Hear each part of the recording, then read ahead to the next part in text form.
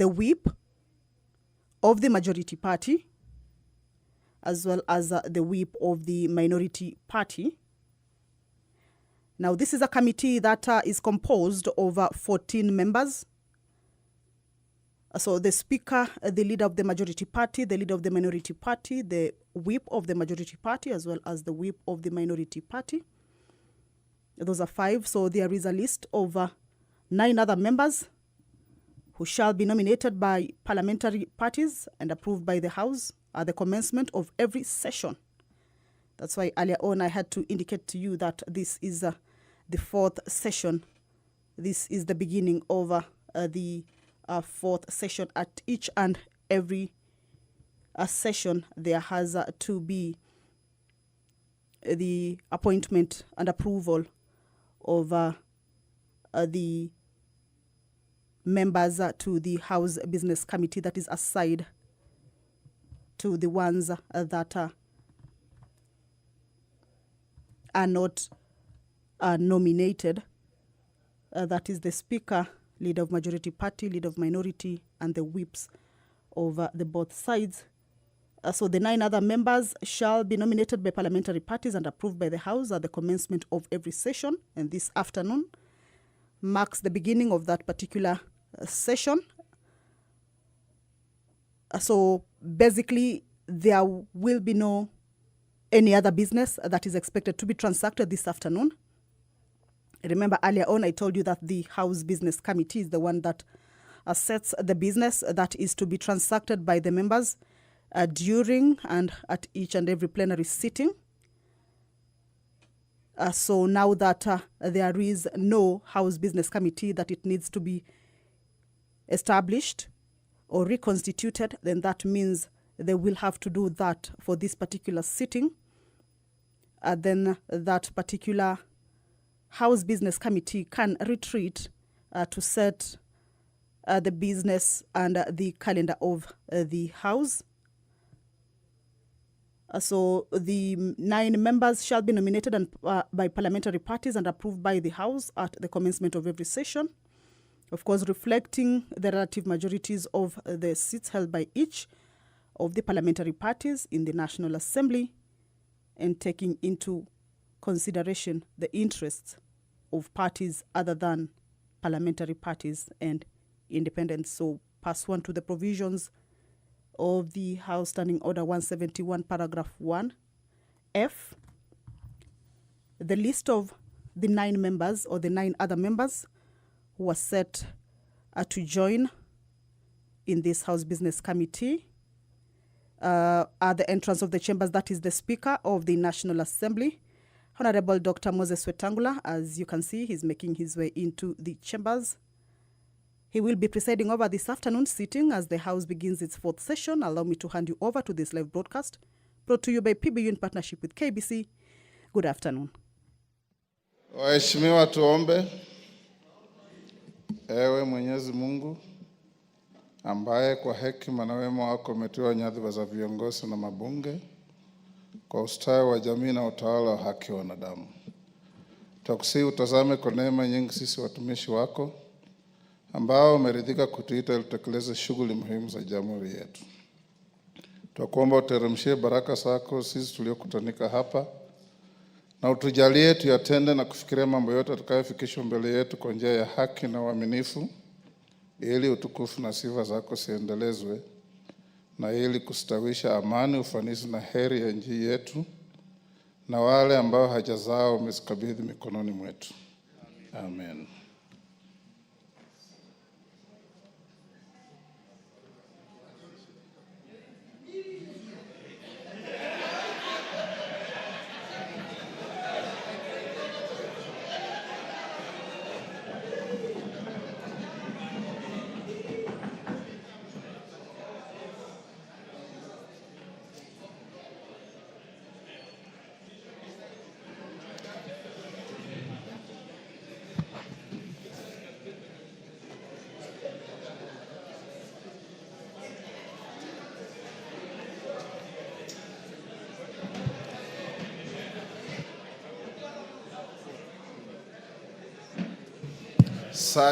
Clerk, we have quorum. Congratulations, for the first time, we are not ringing the bell.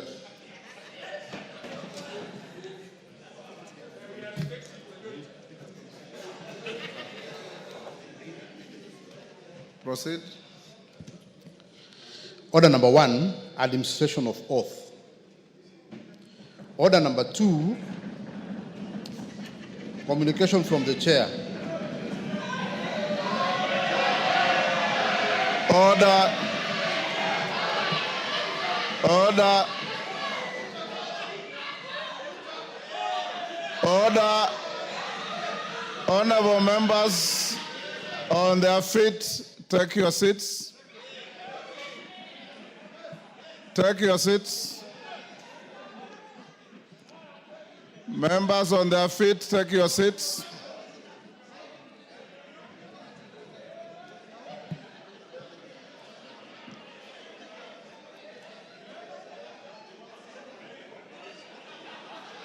Take your seats. Kibarek, take the nearest seat. Donya, take the seat. Order, honorable members. Order, take the nearest seat. Come, Kate, take the nearest seat.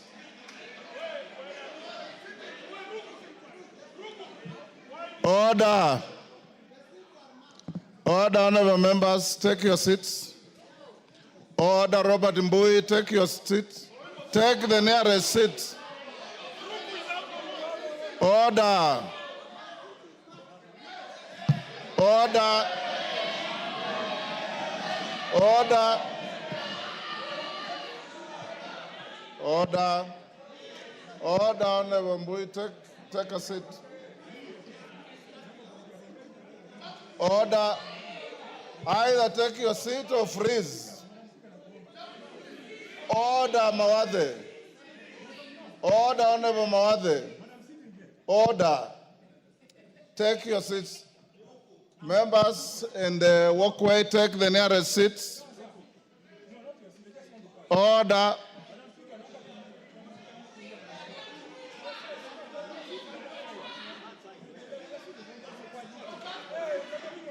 Order, Honorable Mawathe. Order. Order, Honorable Mawathe. Order, Honorable Mawathe. You know very well that there's no seat reserved for you in this house because you are not in leadership. So take any seat. Take any seat so that we can have.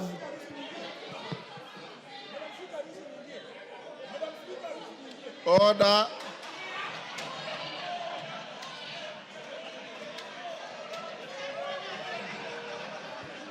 Order.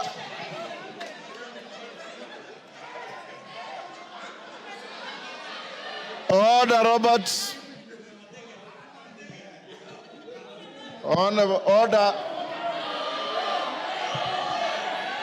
Order, honorable members. Order. Order, Mwenje. Honorable Mwenje, if you are in leadership, show example. Take your seats. Order, Honorable Mbui. Order. Order.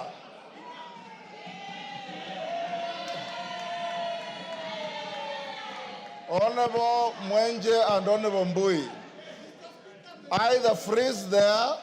Order, honorable members on their feet, take your seats. Order, honorable members, I've got 2 communications to make. Order, Wamumbi. Honorable Wamumbi, look for a seat. Look for a seat and sit.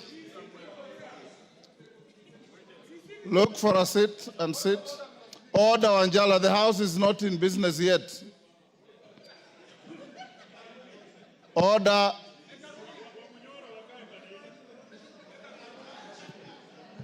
Okay. Robert Mbui, freeze where you are. Honorable Kajwang, take your seats. Honorable GK, take the nearest seat. Honorable members, I have two communications to make. The first one is on the resumption of sittings for the fourth session and lapsed and reintroduction of business. Honorable members, I wish to welcome you back to the House for the fourth session of the 13th Parliament. I trust that you had a restful and joyous Christmas and New Year break, and that you also took the opportunity to engage with constituents on key development matters. I'm confident that you are well rejuvenated and ready to embark on the business that's ahead of us this session, which marks the midterm of the 13th Parliament. Honorable members, at the outset, I wish to thank you all for availing yourselves for the special sitting held on Thursday, 16th January 2025, during which the House transacted priority business. I also wish to thank members for their participation in the just concluded members' midterm retreat, which took place on January 27th to 31st, 2025, as scheduled and witnessed the highest ever turnout of members. On behalf of the leadership of the House, I extend our gratitude to all of you for your participation. This made the retreat a great success and positioned the House for smooth takeoff in the fourth session. Several resolutions were adopted at the retreat and are currently being implemented progressively by the Office of the Clerk. Among the key outcomes of the retreat was the identification of possible areas that require the National Assembly's legislative intervention. Indeed, some of these resolutions may be contained in unpublished legislative proposals by members, totaling 283, which are undergoing processing. Members who sponsored these proposals are requested to indicate if they still wish to proceed with them or withdraw any that may have since been overtaken by events. Additionally, the retreat underscored the need to maintain the momentum demonstrated during our deliberations, particularly in expediting priority business in the fourth session and strengthening the oversight functions of the House through its committees. Members who have bills, I advise you to get in touch with various committees. In my management meeting today, we noticed that there are certain proposals to amend certain acts that come from 10 different members on the same issue. So if members can get in touch with the Office of the Clerk, we can collapse some of those proposals so that this huge number that doesn't reflect the reality, it gives way to the actual number of pending bills. Honorable members, on matters of social health, you will recall that there were concerns by members about its implementation and also feedback being received from the people regarding the management of the transition process. In this regard, I instructed the Departmental Committee on Health to arrange to meet the Minister of Health and Social Health Authority officials to inquire into the matter and appraise the House by way of a statement. I will therefore accord the chairperson of the Departmental Committee on Health at some point this afternoon an opportunity to appraise the House on the outcome of the meeting. Honorable members, as we commence the fourth session, I wish to bring to the attention of the House that the term of the following 18 committees lapsed today, 11th February 2025, being the first sitting of the fourth session.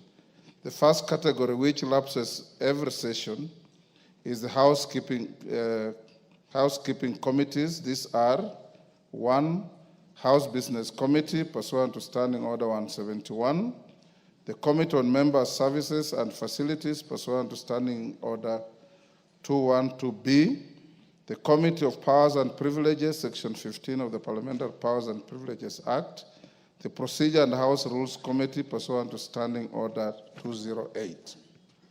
The second category, largely comprising audit, appropriation, and other general purposes committees, has lapsed pursuant to the respective standing orders which prescribe their lifetime.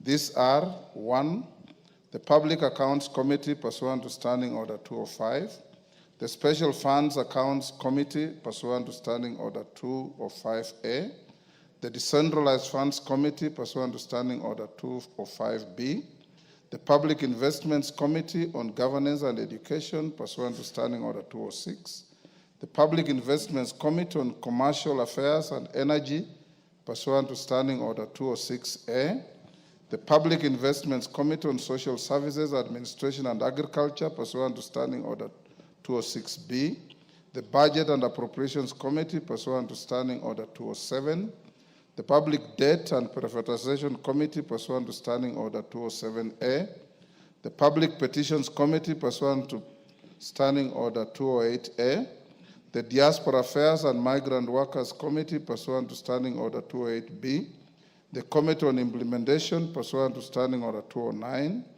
the Committee on Delegated Legislation pursuant to Standing Order 210, the Committee on Regional Integration pursuant to Standing Order 212, and the Committee on National Cohesion and Equal Opportunity pursuant to Standing Order 212C. Honorable members, in line with the standing orders, the House Business Committee should be listed for reconstitution as the only business in today's order paper, as it owes its exclusive role in setting up business of the House. Thereafter, the House Business Committee ought to receive and consider recommendations from the Committee on Selection on Reconstitution of the remaining 17 committees, including any consequential changes to other committees. I'm aware that at the beginning of last week, the clerk wrote to the leadership of the majority and the minority parties to expedite the process of reconstituting the affected committees, indeed as instructed during our retreat in Naivasha. Having said that, honorable members, I wish to remind the House that in accordance with the provisions of standing orders, any business that was not concluded at the end of the third session has lapsed. This includes any pending motions, statements, questions, and certain bills. Any committee or individual member wishing to reintroduce any lapsed business is advised to do so in accordance with the procedures laid down in the standing orders and other parliamentary practice. Members who may not be clear on the procedure are advised to visit the table office for guidance.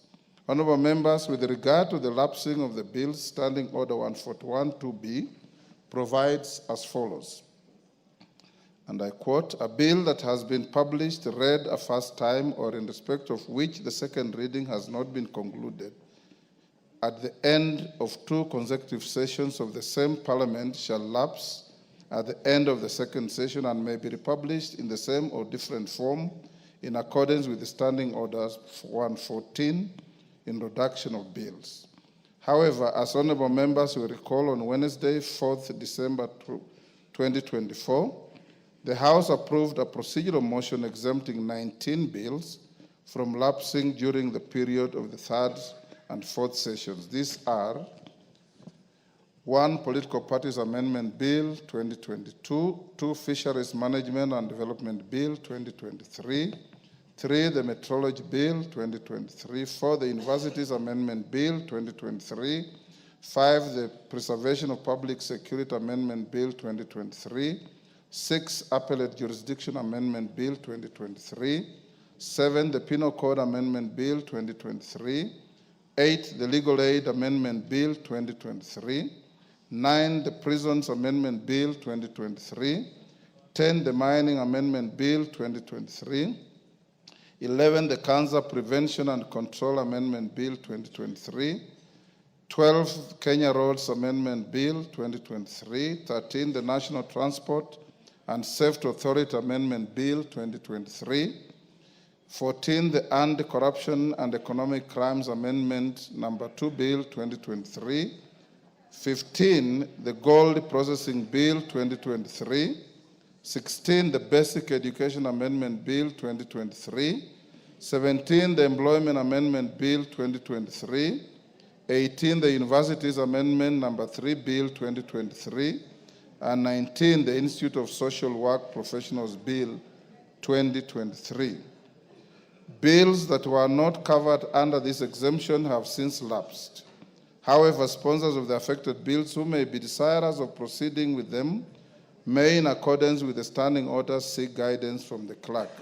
And I repeat, some of those bills, up to 10 bills, are seeking to amend the same acts of parliament, some the same sections of the same acts. So I encourage those who have those bills to find a way of harmonizing them so that we have a composite bill that can be brought afresh. Honorable members, with regard to questions, those that had been transmitted to the respective ministries by the end of the third session but not yet received a response have also lapsed. However, if any member still wishes to obtain a response, the member is required to visit the table office to formally indicate so.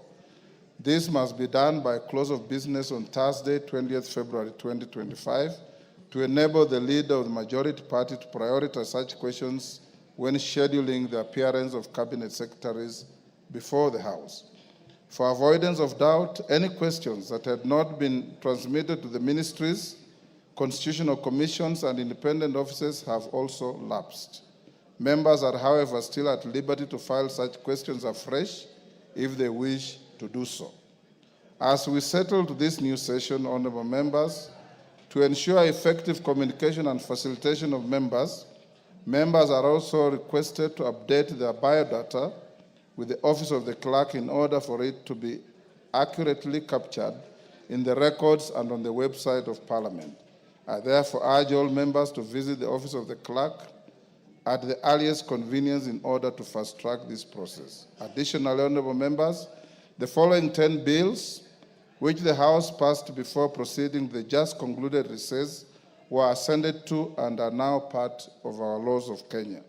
The National Rating Bill, National Assembly Bill number 55 of 2022, the Statutory Instruments Amendment Bill, National Assembly Bill number 2 of 2023, the Water Amendment Bill, National Assembly Bill number 33 of 2023, the Ethics and Anti-Corruption Amendment Bill, National Assembly Bill number 11 of 2024, the Kenya Roads Amendment Bill, National Assembly Bill number 18 of 2024, the Kenya Revenue Authority Amendment number 2 Bill, National Assembly Bill number 35 of 2024, the Division of Revenue Amendment Bill, National Assembly Bill number 38 of 2024, the Tax Procedures Amendment Bill, National Assembly Bill number 46 of 2024, the Tax Laws Amendment number 47 of 2024, and the Business Laws Amendment Bill, National Assembly Bill number 49 of 2024. I allowed the House for the dedication demonstrated in the passage of the said laws and urge that as we commence the fourth session, we undertake our legislative duty with greater enthusiasm in order to achieve more. Finally, honorable members, as we embark on the fourth session, I'm confident that the House will continue to build on its commendable performance in the consideration of key legislative business and other crucial committee business. Let us remain committed to serving the people of Kenya with diligence, integrity, and efficiency. With that, honorable members, I once again welcome you back and look forward to a productive fourth session. I thank you. Honorable members, at the door, take the nearest seats. I have another communication to make. None. Order. Take the nearest seats, members.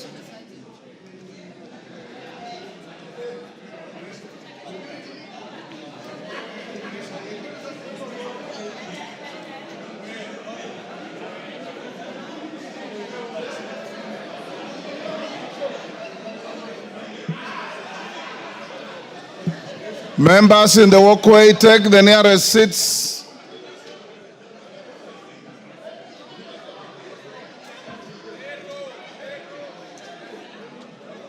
Order, honorable members.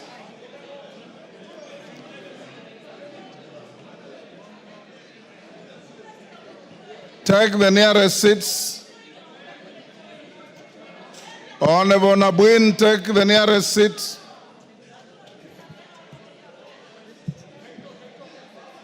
Order. Order. Order, honorable members. Order. Honorable members, the next communication. Order, honorable members. Order.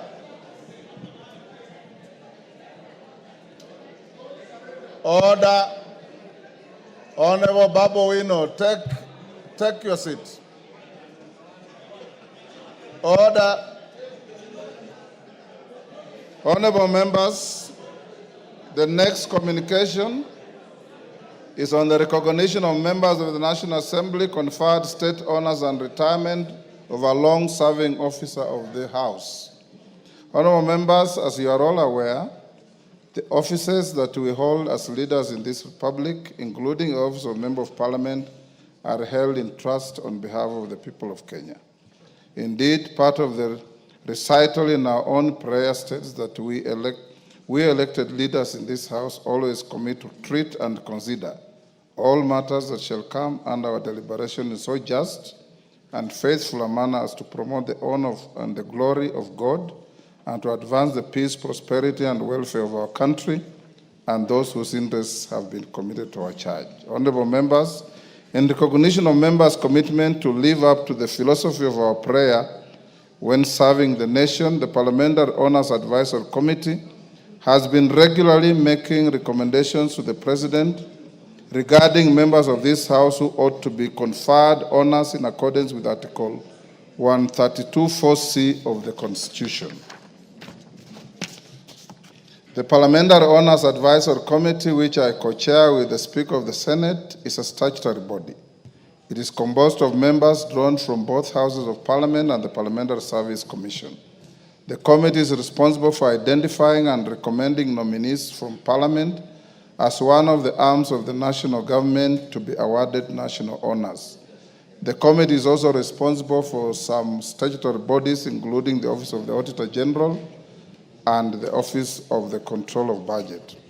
To this end, honorable members, the committee in 2024 recommended some members of Parliament and staff for the award of national honors. This was done through a rigorous consideration, including seeking the views or objections of the public on the proposed nominees and taking them into consideration determining the final list of nominees. In this regard, I wish to inform the House that several members of this House were conferred state honors by His Excellency the President during the 61st Jamhuri Day celebrations held on 12th December 2024 in recognition of their distinguished service to the nation in various capacities. Top on the list of honors is the Honorable Junaid Sheikh Nur Mohammed, CBS, MB Leader of the Majority Party, who was conferred the Elder of the Golden Heart, EGH.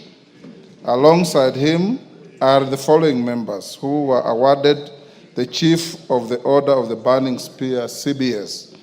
The Honorable Faith Gitau, CBS MP. The Honorable Patrick Macau, EBS, CBS MP. The Honorable Muhammad Ali, HSC, CBS MP. The Honorable Raphael Wanjala, CBS MP.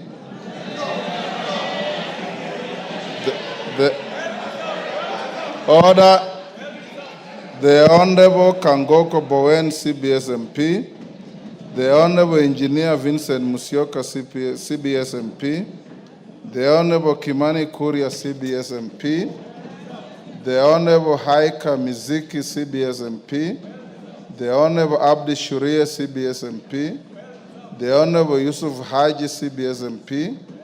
The Honorable Gabriel Tongoyo, CBS MP. The Honorable George Kariuki, CBS MP. The Honorable Dr. John Mutunga, CBS MP.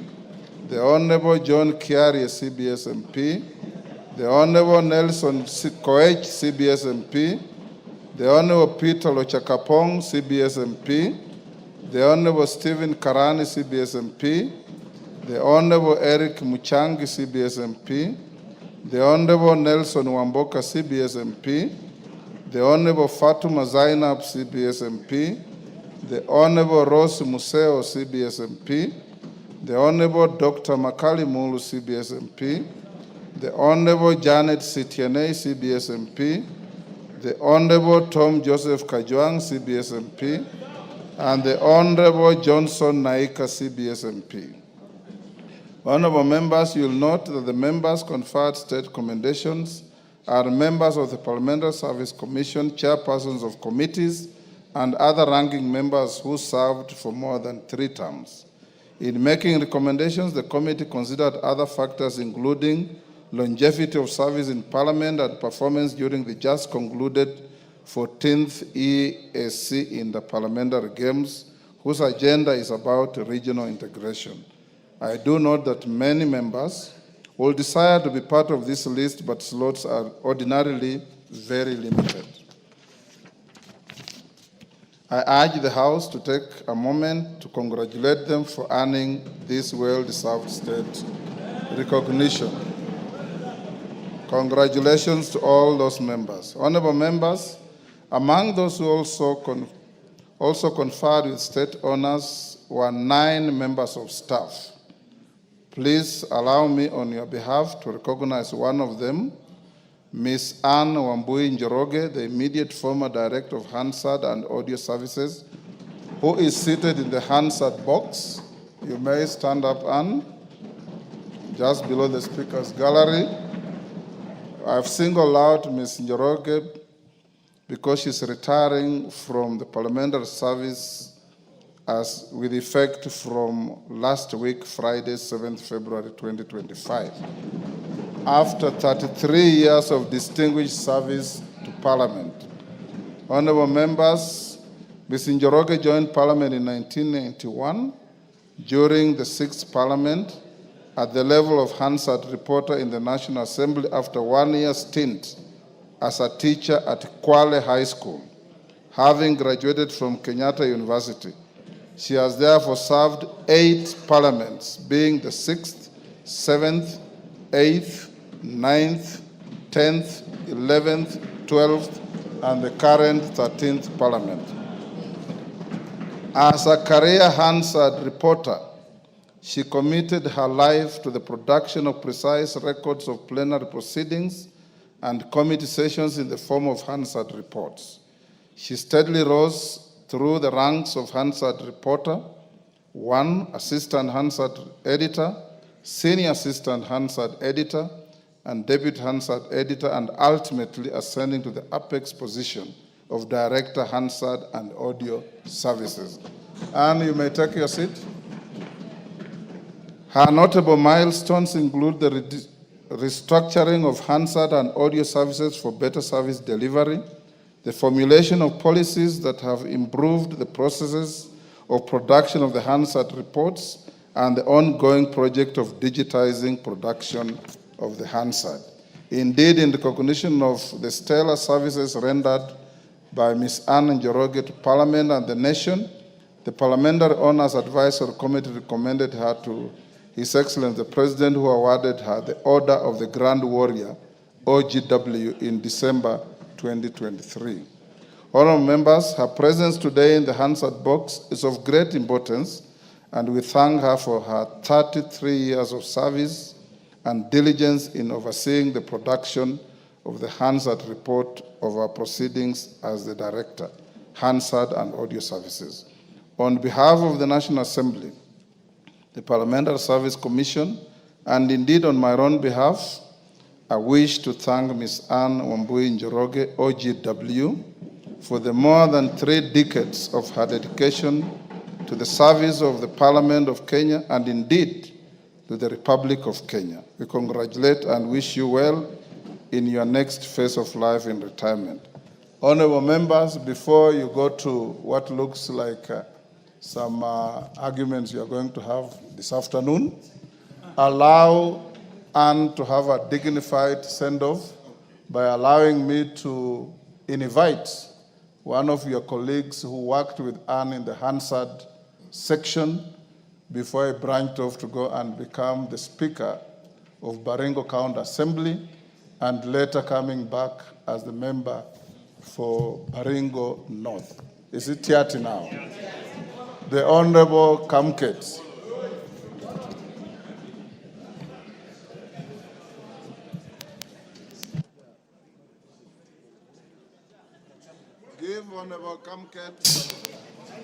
Give Honorable Kamket the mic.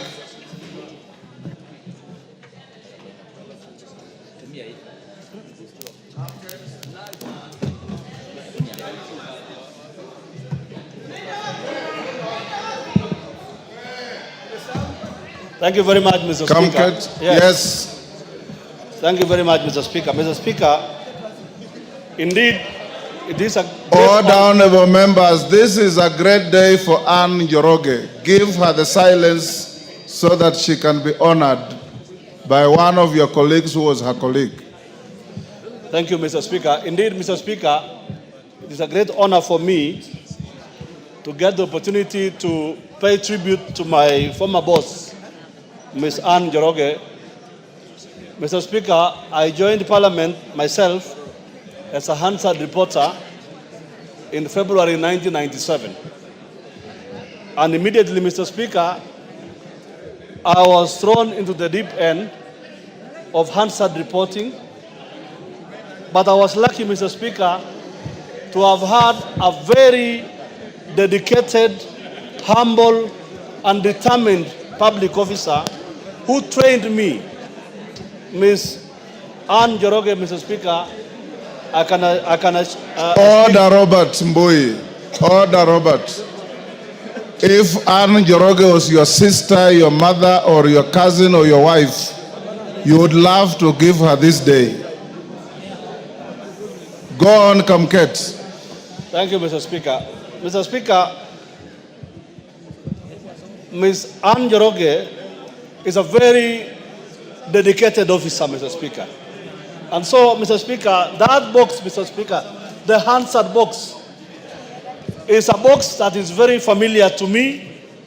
I have sat in that box, Mr. Speaker, for a very long time, under the guidance of that very humble and hardworking public servant.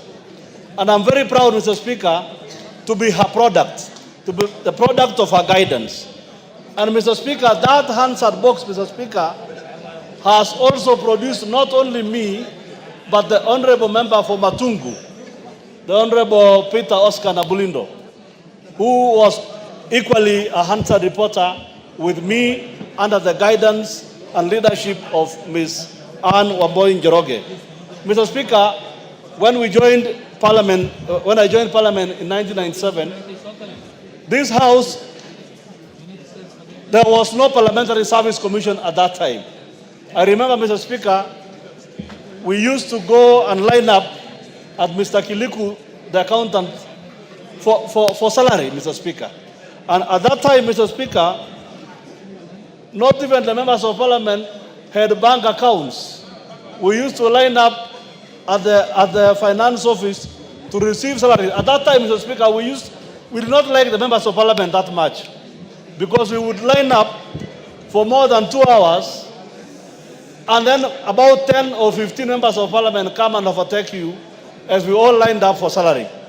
But perhaps, Mr. Speaker, what's the most interesting about Hansard, because we are talking about Ms. Wamboi today, is that the Hansard, Mr. Speaker, is supposed to be an accurate report of the spoken word without interfering with the facts and the line of thought of the honorable member.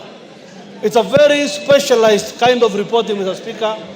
And I want to say that in the office that I worked with, in the Department of Hansard, led by Ms. Wamboi and other officers, we were able, and I believe even as at now, we were able, Mr. Speaker, to capture the lines of thoughts of honorable members, organize their thoughts without losing the facts and realities of what they want to present.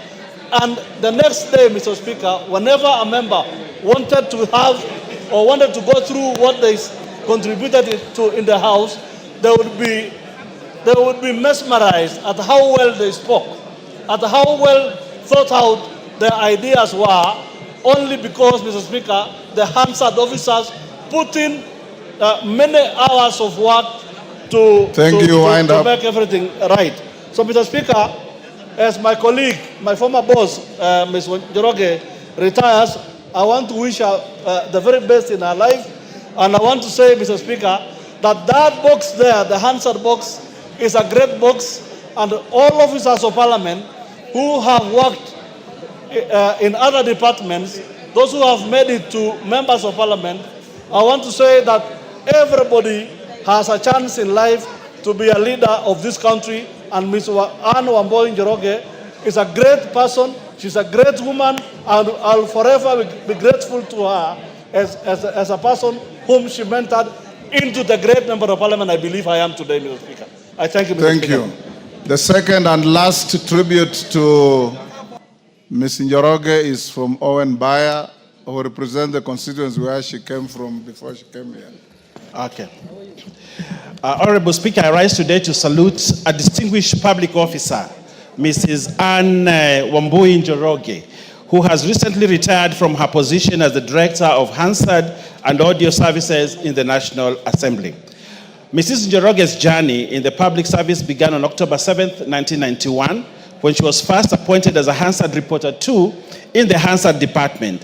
Her dedication and commitment saw her rise through the ranks until she was promoted to the position of Director, Hansard and Audio Services in the National Assembly, the position she recently retired from. Mrs. Njoroge has been an integral part of the Hansard Department and of the National Assembly, contributing to the accurate and comprehensive recording of parliamentary proceedings. Her meticulous attention to detail and commitment to excellence have ensured that the Hansard reports remain a reliable and valuable resource for members of Parliament, researchers, and the public. Honorable Speaker, before joining public service, Mrs. Njoroge served as a teacher at Kwale Boys High School, where she taught many students, including Mike Mbuvi Sonko, former Makadara MP and second Nairobi County Governor and first Senator of Nairobi County in Form 2 in 1990. Honorable Speaker, Mrs. Njoroge's tenure has seen her work alongside many prominent figures in Kenyan politics, including the late President, His Excellency President Mwai Kibaki, the late Honorable Michael Wamalwa, the late Honorable Jaramogi Oginga Odinga, the late George Anyona, the late Honorable Martin Shikuku, the late Honorable Henry Nthenge, the late Honorable Kenneth Njindo Matiba, the late Honorable Jeremiah Nyaga and his sons, the Honorable Norman Nyaga and the late Joe Nyaga, the late Honorable David Mwenje, the late Honorable William Olen Timama, and the late Honorable Bonaya Godana, to mention but a few. I'm also told that she taught the Honorable Mashetani, the former MP for Lunga Lunga. She recalls memorable events, Mrs. Njoroge, such as one, members' induction in 2013, where she presented on parliamentary privileges and gave the example of Honorable George Nyanja, the former MP for Limuru constituency, who jumped the fence along Uhuru Highway in the 1990s to avoid being arrested. She also recalls the firm chairmanship of the late Honorable Anyona as the chairperson of the Public Accounts Committee, and the late Jaramogi and the late Kijana Wamalwa as their chairpersons of the Public Investments Committee. The Honorable Anyona was also a firm deputy speaker. Honorable Speaker, Mrs. Anne Wambui Njoroge's contribution to the Hansard Department at the National Assembly has left a lasting legacy. Her unwavering dedication and professionalism have set a high standard for all who follow in her footsteps. As we recognize her invaluable service, let us extend our heartfelt gratitude and best wishes for her future endeavors. Honorable Speaker, please join me in recognizing and celebrating on a remarkable career of Mrs. Anne Wambui Njoroge. Honorable Speaker, would like to salute and I give you the greetings of the Leader of the Majority, Honorable Kimani Ichung'wa. Thank you very much. Honorable you can take your members, seat. can we have a foot thumping for Ms. Njoroge? Thank you. And we wish you well in your remaining productive years in public life. And may God give you guidance and protect you. Next.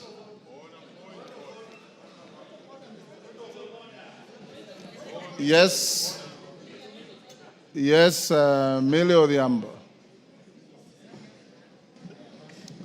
Thank you, Mr. Speaker, for giving me this opportunity. Mr. Speaker, let me take this opportunity to wish all the members Happy New Year. And Mr. Speaker, also to congratulate all the members that have been awarded, and also to congratulate Anne for the amazing work that she has done for the Parliament.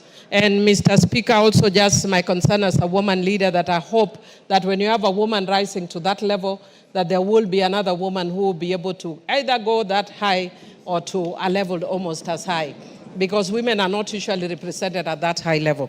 Mr. Speaker, having said that, and even in acknowledging the members, I know that your committee forgot me, but you will correct that in their words. But having said that, Mr. Speaker, I wish to stand. Yes, I do have a CBS, but I also want to rise. I'm still doing good work.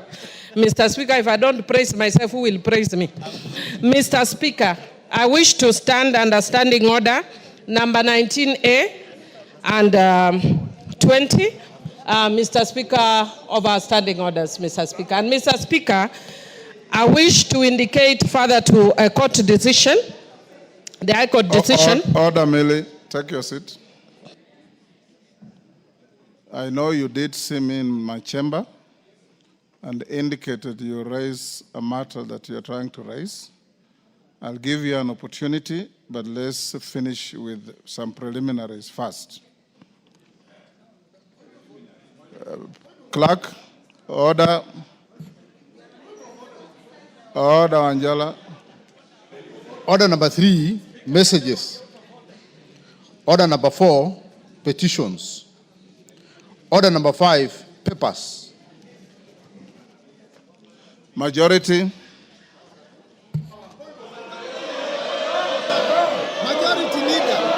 Honorable Speaker, I beg to lay the following papers on the table of the House today, Tuesday, February 11th, 2024. 1, the Auditor General's report on... Order.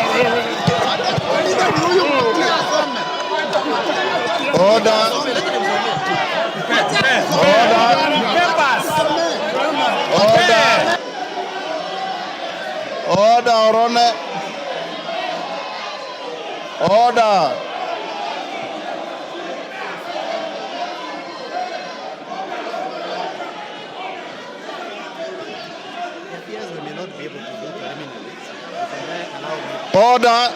Take your seats. Order. Take your seats. Order. Order, members. Order. I will order that matter to be stayed. Let me hear Millie Odhiambo's point of order. Order. Millie Odhiambo, I'll hear your point of order. Order. I will hear Millie Odhiambo's point of order. Order. Order. Honorable members, take your seat. Millie Odhiambo. Thank you, honorable members. Order. Member for Kilifi. Honorable Millie Odhiambo, take the floor. Millie Odhiambo. Thank you, Mr. Speaker. Mr. Speaker. Order. Order. Millie Odhiambo, take the floor. Order. Thank you. Thank you, Mr. Speaker. Mr. Speaker. Order. Mr. Speaker, I rise under Standing Order 19A and 20. Mr. Speaker. Hold on, Millie. Honorable members, can we hear Millie Odhiambo? Order, Anjala. Order. Order. Order. Honorable Gertrude Mbeyu and those who are conducting themselves like you, Honorable Mawathe, the excitement does not preclude the application of standing orders. And if I see you getting rowdy again, I'll request you to leave the chamber. Millie Odhiambo. Order. Thank you, Mr. Speaker. Mr. Speaker, I stand under Standing Order 19A and Standing Order 20. Mr. Speaker, and in furtherance of a recent decision by the High Court HTC number E202 of 2023, Kenneth Njagi Njiru and 11 others versus the National Assembly of Kenya and others. Mr. Speaker, I will not go to the demerits and merits of that matter. I will go to what the court concluded, which is that the Azimio side is the majority. And based on that, Mr. Speaker, again, because I've said I'm not going to the merits and demerits of that decision, Mr. Speaker, I want to just indicate that I have therefore, as the majority party whip of Azimio, today handed over to your office a copy of that decision of the High Court with a letter that we are giving you our, according to the standing orders, our majority leader as Honorable Junet Mohammed and Honorable Robert Mbui. Mr. Speaker, following the standing orders, Honorable Junet will thereafter then communicate me officially as the minority whip, going by what the standing orders, but yes, a majority whip. Majority. Mr. Speaker, I also stand under Standing Order 90 and had actually consulted you about this. And Mr. Speaker, if you look at the judgment of that court, the court actually infer that because of the position you hold as Speaker and also as Chairman of your party, Mr. Speaker, it is not as party leader of your party, Mr. Speaker, it is not possible for you, to be fair, you are going to be conflicted when you are conducting the matters of this House. Mr. Speaker, I therefore humbly request you to step down and mandate Honorable Gladys Boschole to take over in discharging the functions as the Speaker because of your conflict of interest. Mr. Speaker, Mr. Speaker, Mr. Speaker. Order. Order. Mr. Speaker. Mr. Speaker, in concluding, Mr. Speaker, because I said I'm not going to go to the merits and demerits of the matter, in concluding, I want to urge that as a parliament, we need to obey court rulings and decisions, even when we don't agree with them. And Mr. Speaker, I also just want to indicate that you can see my two colleagues are standing next to me. My advice to them in future is to follow a philosophy from my community which says, Telo ikao, telo kumingato.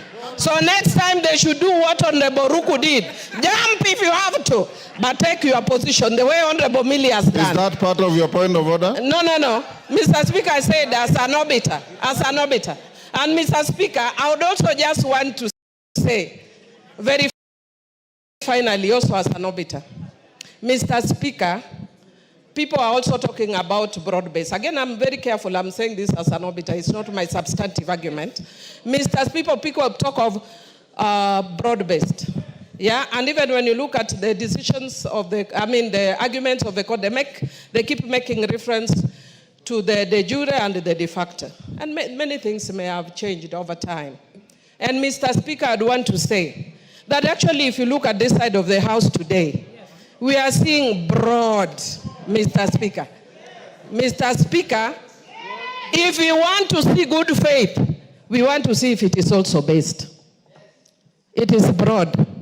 But based, whether it is based will depend on the decision going forward. Otherwise, we will be told by the court it is hot air, this broad base is hot air, wild goose chase, and all those other things, Mr. Speaker.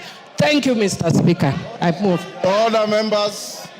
Order, members. Maintain your silence. Millie Odhiambo has raised 2 points. One I'll dispose of very quickly, and the other I will allow the House some latitude.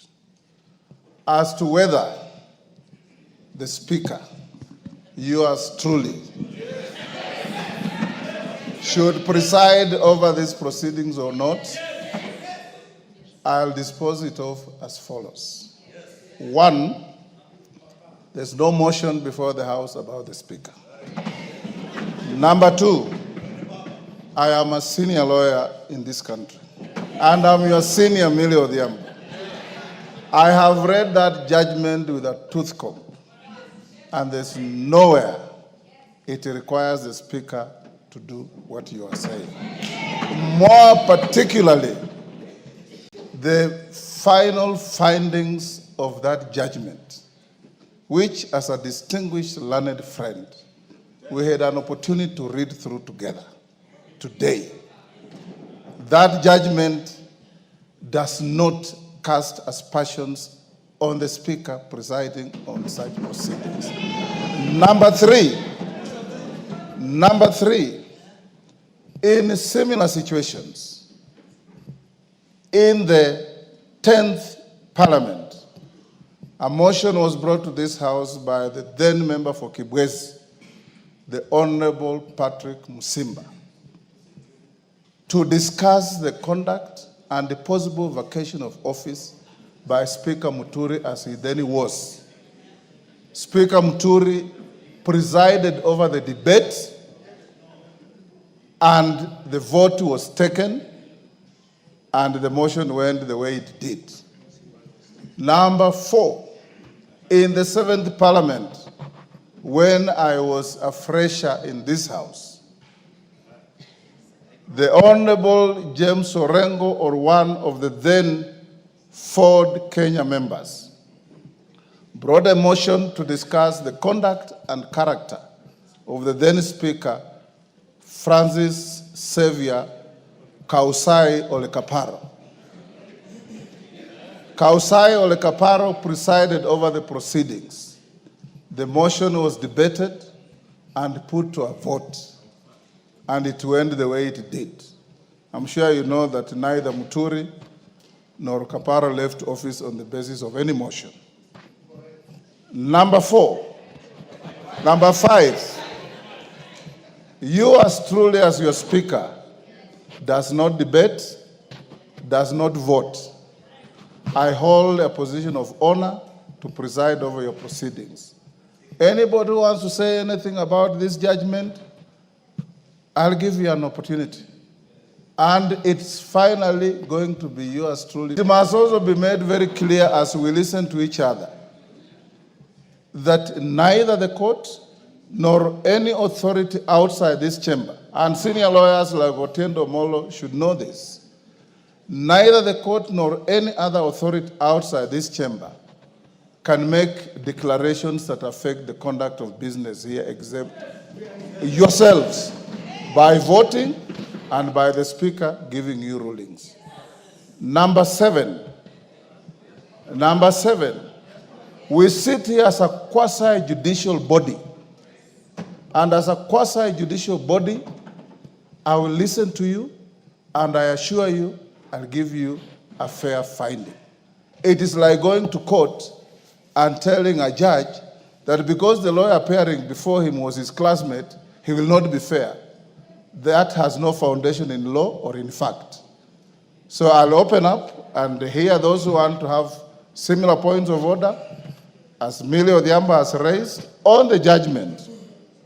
And I want also to caution you members that your standing orders do not allow you to discuss the person or character of any judge unless you have brought a special motion to discuss that judge. You can analyze the judgment, you can agree with it, you can disagree with it, you can qualify it, you can do whatever you want. But don't disparage or discuss the character of any judge without a special motion as is provided for in our standing orders. Honorable Millie Odhiambo, that is my direction. Thank you.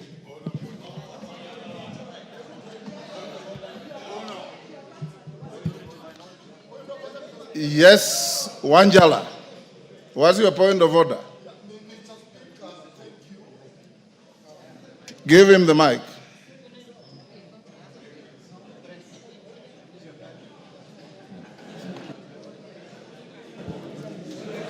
Thank you, Mr. Speaker. Thank you for the first clarification, which we have humbly understood and agreed with. But, Mr. Speaker, you have left out the second issue about the majority leader in the House. Order, Angela. That is exactly the issue that Millie raised. That she has written to the Speaker. Yes, I've received the letter. I'll analyze it. I have given you an opportunity to speak to her point of order or any other point of order. Yes. Yes, Junaid Mohammed. Mr. Speaker, first I want to say today that I am privileged to speak from the seat of the majority leader. Mr. Speaker. Because, Mr. Speaker, even when I sat on the seat, it is very warm, Mr. Speaker, unlike mine, which was very cold, Mr. Speaker. I didn't know the seats of Parliament have different warmth, Mr. Speaker. But, Mr. Speaker, I don't foresee myself leaving this seat anytime soon. I don't see myself leaving this one anytime. But having said, Mr. Speaker, as you are aware and as you have alluded to, Mr. Speaker, there is a court ruling. A ruling of court consisting of 3-judge bench, Mr. Speaker. Mr. Speaker, a court ruling has only got 2 decisions, Mr. Speaker. There is no third way about it. One is to obey it, and secondly, if you have any avenue of appeal, you exercise that right of appeal, Mr. Speaker. There is no third way about it, Mr. Speaker. And the court ruling, what we went as Azimio after the election, after your decision here, Mr. Speaker, what took us to court was for the court to interpret for us the constitutionality of your decision on who's the majority party and who's the minority party in this House, Mr. Speaker. And the issue of the Speaker came in as obiter, Mr. Speaker. But what took us to court, we wanted to know, because when we arrived here after the election, we arrived here knowing very well that we are the majority party, Mr. Speaker. And we are the numbers. But midway, we ended up losing numbers through your ruling, Mr. Speaker. And that is what took us to court, to ascertain whether we are the majority and whether we are the minority. And luckily, the court has made its ruling, albeit late, Mr. Speaker. We expected this ruling much earlier than this time, Mr. Speaker. But it is better late than never. The decision arrived, and the decision has said that the Azimio party is the majority party in Parliament, Mr. Speaker. And I so happen to be the minority leader as of now, Mr. Speaker. So today afternoon, I just switched seats and I took over the role of majority leader, Mr. Speaker. And I am capable of doing that work, Mr. Speaker. I have the capacity, I have the qualifications, I have the capabilities, I have the numbers in the House, Mr. Speaker, to lead, Mr. Speaker. I have everything what it takes, Mr. Speaker, to be the majority leader of this House, Mr. Speaker. But Mr. Speaker, the issue that we need to exercise to analyze, Mr. Speaker, is that, Mr. Speaker, I want to say this. Mr. Speaker, court rulings are very important, Mr. Speaker. You remember after the election, we disputed the result of the election. We ended up filing a court case in the Supreme Court. The Supreme Court pronounced itself that we did not win the election, and the other party won the election, and we abided by it, and we respected the court ruling, Mr. Speaker. This court ruling also must be respected, Mr. Speaker. Because it's not like any other court ruling, Mr. Speaker. It's a ruling of the Court of the Republic of Kenya, Mr. Speaker. Mr. Speaker, this ruling cannot be taken jokingly, Mr. Speaker. When I went through it last evening, Mr. Speaker, these judges are raising very serious fundamental issues. They are raising issues relating to violation of the Constitution, Mr. Speaker. And you remember we impeached someone here because he violated the Constitution, Mr. Speaker. Mr. Speaker, if this matter is not addressed, we are going to have a constitutional crisis in this country, Mr. Speaker. So for that reason, Mr. Speaker, jurisdictions all over the world and democracies all over the world that we borrowed from, even this presidential system that we are running today, that is running in this country, Mr. Speaker. In the United States, there are times when the executive is from the Republican Party and the House is ruled by the Democratic Party, and life goes on. It doesn't matter that we are going to oppose everything that the government wants to do. If government brings here bills and policies that are of benefit to the country, we will support it, Mr. Speaker. And as you know now, many things have gone under the bridge. There is this animal called also broad-based, Mr. Speaker. We want to broaden, deepen, and tighten this relationship, Mr. Speaker. If I may borrow your words, we want to broaden it, deepen it, and tighten it, Mr. Speaker, so that we can have a country that is cohesive, Mr. Speaker. Mr. Speaker, there is no way we are going to have this animal in place, and then when we want to become the majority, people look at us with suspicious eyes. How can it be, Mr. Speaker? Members of Parliament are members of Parliament. They work under the Article 95 of the Constitution, which has given them the roles of oversight, legislation, and representation, Mr. Speaker. We are not going to do our business outside Article 95, Mr. Speaker. So, I want to allay fears here that the majority in the House must be from the ruling party. That this ruling is giving us posterity. This is doing things for posterity, Mr. Speaker. Next election, or the other election in 2032, a government might come in place where the president garners the majority votes and is elected as the president, but he will not have numbers in parliament. His numbers might be few in parliament, and it becomes a minority. So this is now the trend we are setting, that parliament is independent, judiciary is independent, executive is independent. We have no problem with the executive to do their work, and we know the President of the Republic of Kenya as of today is Honorable William Samoei Ruto, Mr. Speaker. There is no doubt about that. So there should be no ambiguity and doubt that the majority leader in the National Assembly is Honorable Junet Mohammed, the Member of Parliament for Sunai, Mr. Speaker. Mr. Speaker. And I am going to serve the country diligently, Mr. Speaker, without any fear and favor, Mr. Speaker. I am a seasoned politician. I am serving my third term in Parliament, Mr. Speaker. I know how Parliament operates. I know how Parliament does its work. And I understand how bills are done in this Parliament, Mr. Speaker. I have gained enough experience.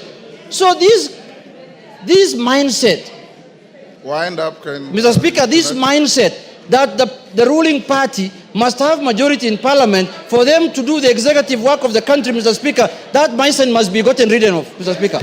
We must emulate democracies that have matured over 200 years, Mr. Speaker. In the last election, in the last administration of Biden in America, Mr. Speaker, the Republican Party was controlling the House, Mr. Speaker, and the Democratic Party was controlling the Senate, and life was going on as usual, Mr. Speaker. So, Mr. Speaker, my advice to the House and to Parliament in general is that the only solution to this problem is to go to appeal. Until the appeal overturns this matter, I shall be recognized as the majority leader of the Republic of Kenya. Mr. Speaker, thank you very much, Mr. Speaker. Those few remarks, I conclude. Kainan Order, honorable members. Before order, Wanjala. Order. In all civilized parliaments, when you appreciate a point, you thumb your foot. You don't stand up and throw your hands in the air. Kainan, before you take the floor, let's have some ground rules. Everybody, I'll give an opportunity to speak. Can we do 3 minutes? Is that good enough? Everybody, I'll give an opportunity. We do 3 minutes. I want 3 minutes. Let's also observe decorum. 3 minutes. Honorable Robert Mbui and Honorable Mwenje. If it is making a point, you have made your point. It is beneath your dignity to continue standing there while the matters are going on. Kainan. Thank you, Mr. Speaker. Mr. Speaker, this is luckily... Order. Let's hear each other in silence. Mr. Speaker, this if is... you really want to get a reasoned ruling from the Speaker, let's hear each other. Kainan, give to Kainan. Mr. Speaker, this is the House of Rules. This is the House of Traditions. This is a house that enjoys being a quasi-judicial institution. Mr. Speaker, on the face of it, I want to take this opportunity to welcome my colleagues to this very important session and say that the Kenyan people outside there are really looking upon us to deliberate in a civilized manner and guide this nation. Mr. Speaker, there comes a time when there are issues that must be deliberated and agreed upon. And I want to agree one thing with my brother Junet, that you are qualified even to be the President of the Republic of Kenya, not even the majority leader alone. Mr. Speaker, having said this, there are certain things that we must clear and follow the procedures, and it's only the procedures that will guide us. Mr. Speaker, if you look at the order paper today, the next order paper, order number 8, is supposed to provide for the appointment of members of the House Business Committee, which is the anchor committee for the House Business, Mr. Speaker. But we cannot reach there until certain issues are sorted out, Mr. Speaker. Mr. Speaker, now that we can discuss the appointment under this order number 8, I want to seek your guidance on the following. Mr. Speaker, it's apparent that the High Court last week has quashed the ruling contained in the Speaker's communication dated 6 October 2022 on the majority and the minority. That is a fact. It cannot be denied. Mr. Speaker, secondly, I had a chance to go through this great ruling. I've internalized, I've looked at it, I've seen what it means, I've seen what in the letter and interpretation of this, what the Speaker in the House is generally expected to do. Mr. Speaker, on the face of it, there are certain, the petitioner sought the following declaration to be issued that Azimio La Umoja One Kenya coalition is the majority party in the National Assembly based on the outcome of the general elections of the based on the outcome of the elections of members of the National Assembly held on 9th August. The second, Mr. Speaker, prayers was the declaration be issued to declare that Kenya Kwanza Alliance is a minority party in the National Assembly. Mr. Speaker, if you look at the orders given, even under order number 4, it's a bit confusing. It is not explicit. It doesn't say this. The court declined. They quashed the Speaker's ruling, but did not give proper guidance on what constitutes the majority and the minority. Mr. Speaker, from... Give him 1 minute. It is clear, Mr. Speaker, the court quashed the ruling of the majority and the minority. But no question on how this later on is going to be arrived in the House, Mr. Speaker. Mr. Speaker, this means we are back to square one where we were when this parliament started. We are back to square one, Mr. Speaker. Mr. Speaker, unless this question is determined, we are staring at a crisis. Mr. Speaker, I say this because standing order, yes. Standing order 171, I'm on a point of order, Mr. Speaker. Yes, Wanjala. What's your point of order? Give him the mic. Give Wanjala the mic. There you are. Mr. Speaker, courts are arbiters. And when they have given orders or declarations, it's up to the institution to implement. It is not debated. Order, You Wanjala. have seen the ruling of the court. Order, Mr. Speaker, Wanjala. Order. Order, Wanjala. I don't know whether... Have you even read that judgment? Have you read that judgment?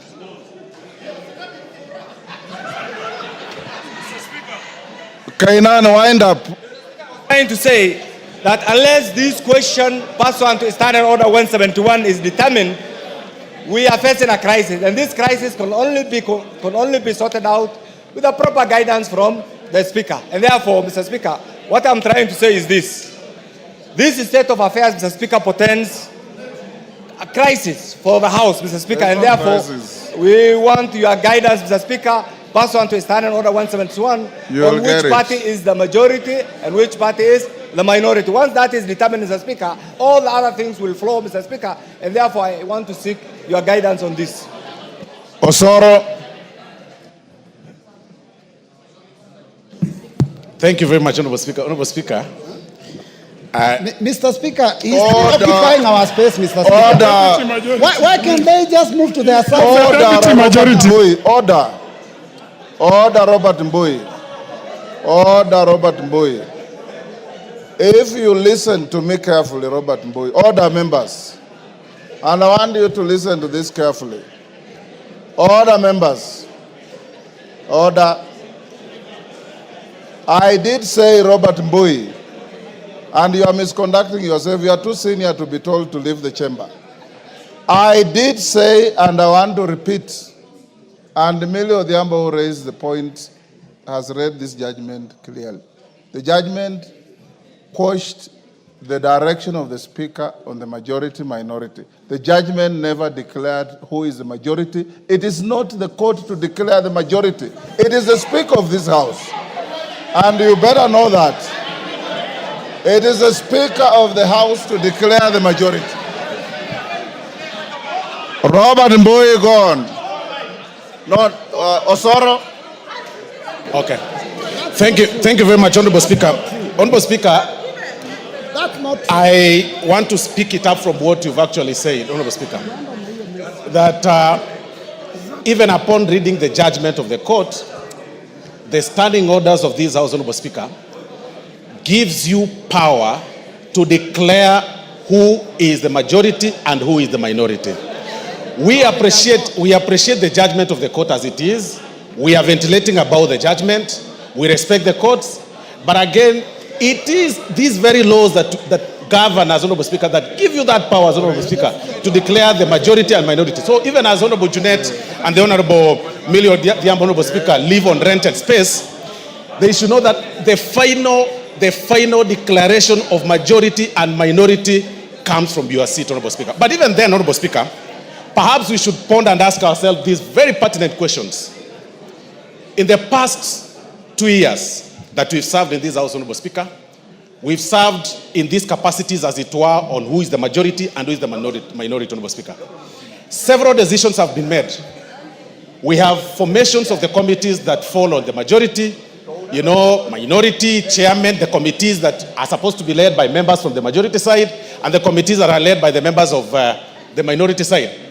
Does it mean, Honorable Speaker, that every decision that has been passed by the committees, or any report that has been passed by the committee that falls on the minority, as it were then, and the majority, is it rendered mute as it is right now, Honorable Speaker? If going by the judgment, if we read on the judgment, like they want us to define it as it, just on plain paper, Honorable Speaker, that is question one. Question two that we should ask ourselves, Honorable Speaker. Right now, the selection panel, Honorable Speaker, of the IEBC that was nominated by both the minority parties or the Parliamentary Service Commission, that minority party brought the membership, the majority party brought the membership. The IBC selection panel has already started working, Honorable Speaker, right now in terms of selecting the next commissioners. What then happens to them? What happened to that selection panel?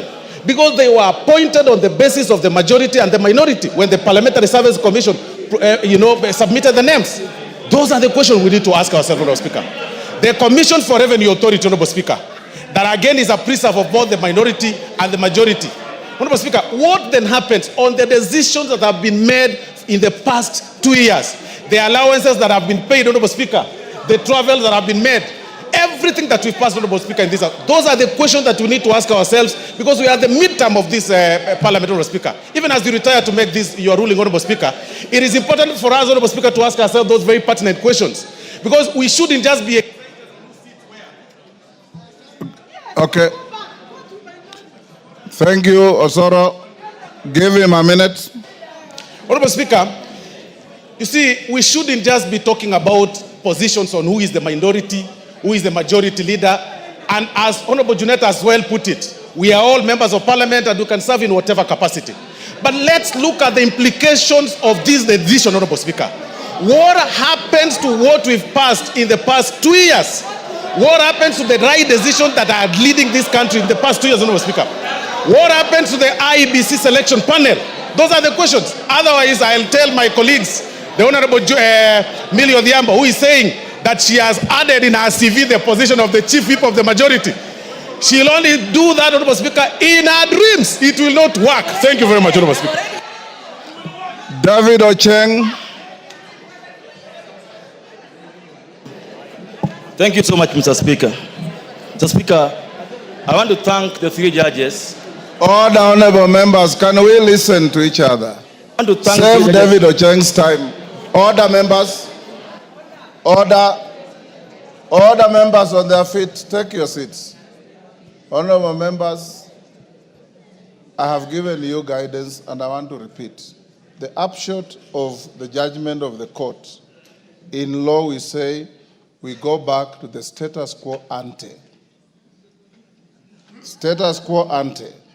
When you go back to the status quo ante, then the House has to make a decision and a finding on who the majority is. The court has not declared any party a majority in this House. Read the judgment carefully. Don't speak from what you are hearing in the air. That is number one. Number two, order, Wanjala.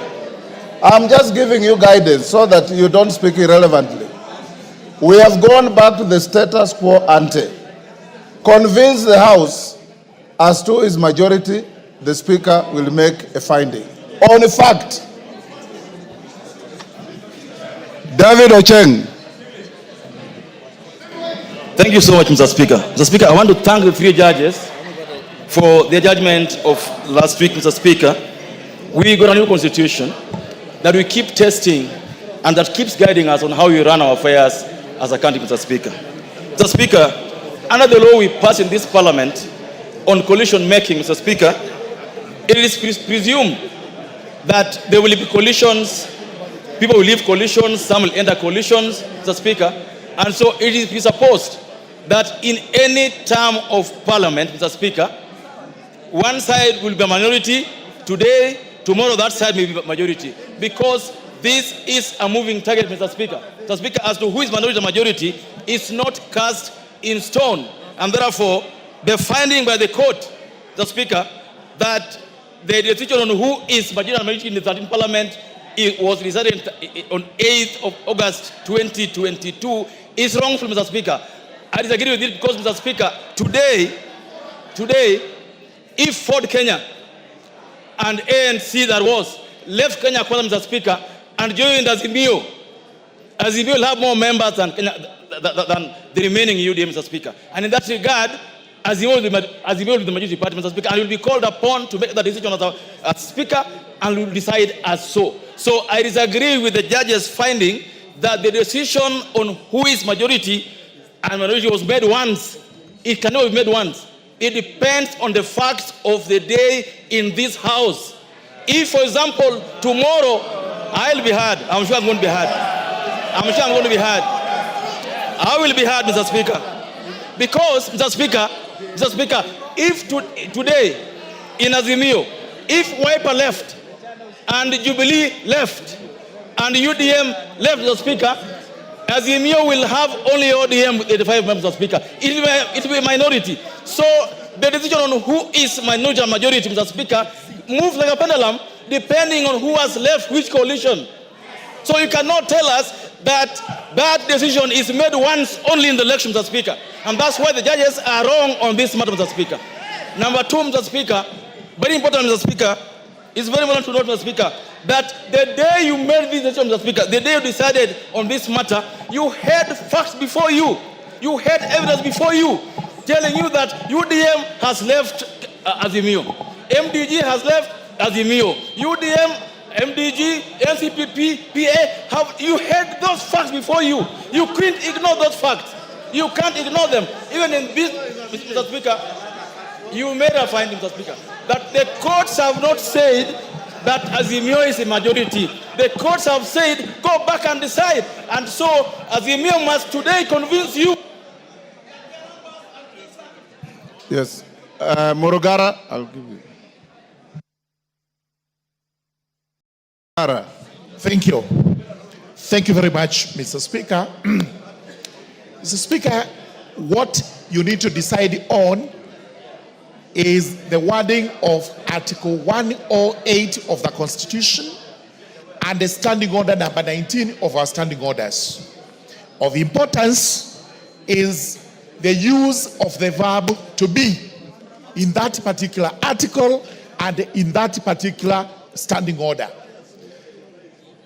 The minority or majority party is the party at that particular moment. And therefore, it is not cast on stone, as the court tried to tell Kenyans, that majority and minority were determined on the election date. The words used, the tense used is, which means from time to time as the issue comes into question. Therefore, the court was wrong, and this is one of the... Yes, I respect the decision of the court, but on appeal, we will be arguing that the three judges were wrong because they actually did not take into consideration the use of that verb to be by having it in the present tense, that it is from time to time. And one example I can give is this. As at before the ruling, the majority was the Kenya Kwanza coalition.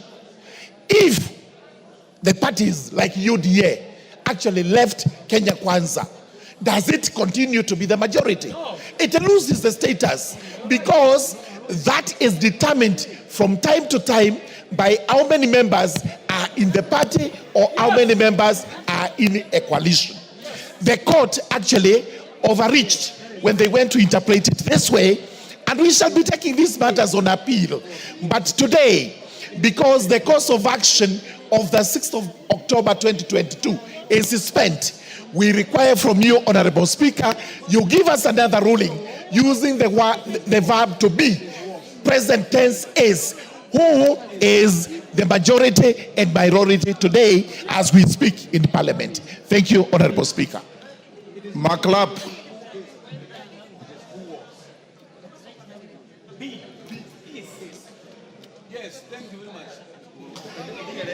Thank you, Mr. Speaker. I want members protecting me from dismembers. Mr. Speaker, this decision of the court, I find it belated. Mr. Speaker, for one reason. This decision was based at a freezing point. The freezing point was on August 9, after elections, after what was called pre-election coalition agreements. After the 8th and after we were sworn in, Mr. Speaker, there was again post-election agreements, meaning, Mr. Speaker, that the formation of parliament and the composition of parliament and in terms of parties and coalitions is a moving average. Mr. Speaker, it's a moving average that will be determined by interests of members of parliament and the parties that formed that particular coalition, Mr. Speaker. You are aware, Mr. Speaker, during your determination, at that time, Mr. Speaker, parties like Jubilee had some members moving to Kenya Kwanza. There were some members, Mr. Speaker, UDM had already changed the position, Mr. Speaker. So even if Wamunyora have changed their position now, Mr. Speaker, you need to ensure there is a post-election agreement, Mr. Speaker. So, Mr. Speaker, what we are determining, Mr. Speaker, is a fundamental thing that will guide Parliament for many years. Mr. Speaker, we must determine how many post-election coalition agreements that shall continue to be there to guide the majority and minority in Parliament, Mr. Speaker. In that way, Mr. Speaker, we shall have Parliament that are made of people who are very sober, that they know where they are and where they sit, Mr. Speaker. Mr. Speaker, in a parliamentary system, Mr. Speaker, it doesn't matter where you sit here in Parliament. It is only a tradition. It is only a tradition, Mr. Speaker. But in terms of determination, Mr. Speaker, of minority party or majority party rests on your case, Mr. Speaker, and rests on existing post-election agreements that have continued to be there, Mr. Speaker. So it is over to you, Mr. Speaker. Based on those, Mr. Speaker, this is a continuous moving average and it will continue to change, Mr. Speaker. Thank you, Mr. Speaker. Donya.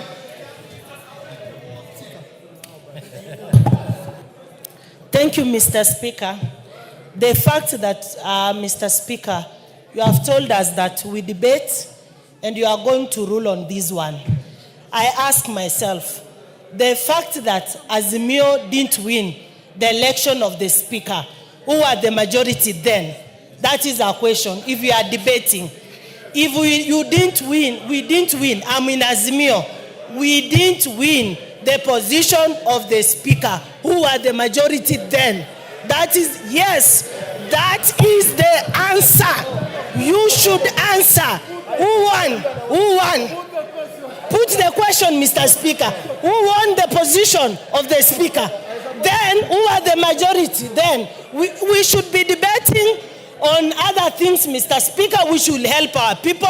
Like Kisi, we have no water. We have no electricity. We are discussing things that have been shot straight. Who was the Speaker then when we came to Parliament? The first time on 29th of September, who was elected as the Speaker? Thank you, Mr. Speaker. Wamboka.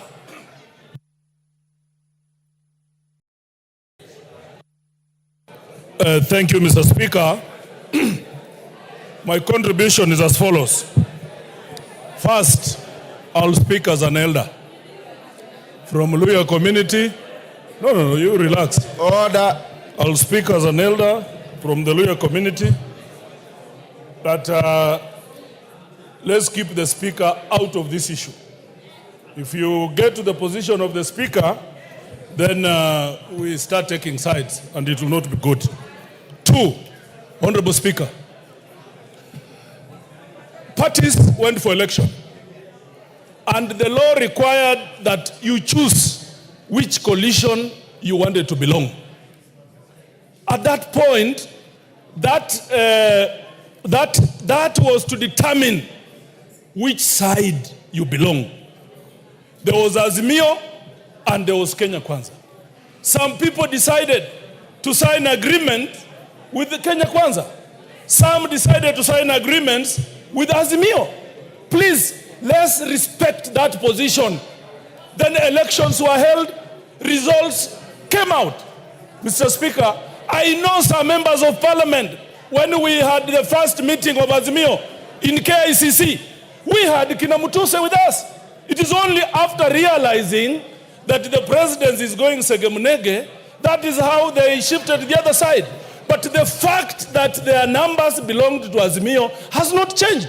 Now, basic people here are trying to argue that you can change any other time. No, at the time of election, Azimio was the majority. Give us that position. Honorable Junet Mohammed is our majority leader. Honorable Milio Diambo is our majority whip. If you feel numbers have changed, bring that here on the table, we discuss it. That is a different thing. But as at election, Honorable Speaker, Azimio Party is the majority party of this House. Let the Speaker rule. If you feel you have numbers, bring it on. We deal with you. In fact, Osoro, you should be very ashamed. I thought you are a lawyer. Your arguments are below and below and below as a basic nursery school class. So you cannot tell us that. We are the majority. The mwisho, Mr. Speaker, what I've said about the Speaker's stance, keep the Speaker out of these matters. Because sisi kama Waluya, hiyo ndio kiti tuko nayo peke yake. Msitufanyie mchezo.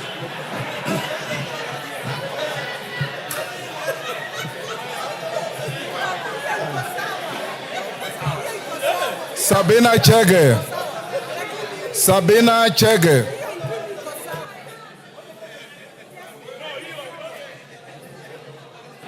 Yes. Thank you. Order. Thank you, Mr. Speaker, for this opportunity. Sabina, hold. Yes, Junet.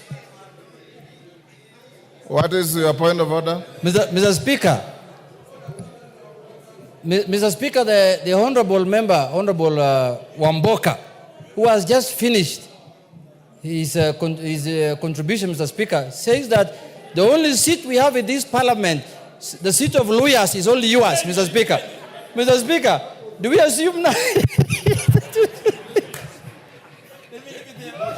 Order, Honorable. He also said keep the Speaker out of this. So keep me out of this. Sabina Chege. Thank you, Mr. Speaker, for the opportunity. And Mr. Speaker, from the onset, I want to say that this judgment is meant to bring paralysis in this House. And you need, Mr. Speaker, to make a decision on this matter. Having listened to my colleagues on this judgment, and I've also gone through it, Mr. Speaker, there's a lot of consideration on the status quo as on 6th of October 2022. Mr. Speaker, from 6th of October, many things have changed. Mr. Speaker, after your ruling, we made committees that were formed in this House. Mr. Speaker, there is also Parliamentary Service Commission that was also formed based on the minority and the majority. We have the IBC Select Commission.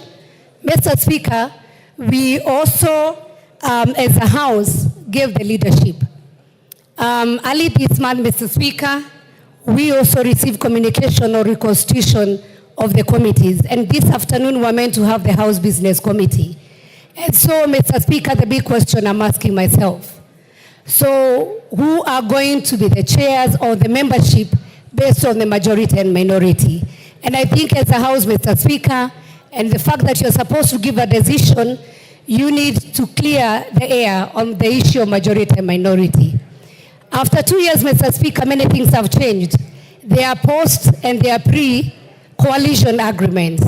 There are some coalition agreements that were done before the election, Mr. Speaker. If we take the case of Chap, Mr. Speaker, even before the election, they had left the coalition that they had signed with before. And so as we make the decision, are they part of Azimio? And the other question is, does Azimio still exist? Mr. Speaker, as a Jubilee Party, June 2023, we wrote a letter here as members of Jubilee Committee and requested to be an independent political party. So, Mr. Speaker, as we make this decision, are we going to be counted in Azimio, or are we going to be counted as independent?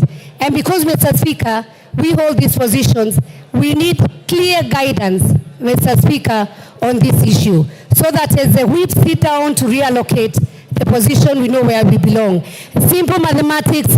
If people are doubting, we can do mlolongo as year's time. We can do the calculation on who is on Kenya Kwanza, who is on Azimio, and make a decision, Mr. Speaker, instead of wasting time, Mr. Speaker, on precious time where you are supposed to be passing important bills in this republic. Then, Mr. Speaker, finally, there is broad-based government. So where do we stand? Thank you. Otienda Molo.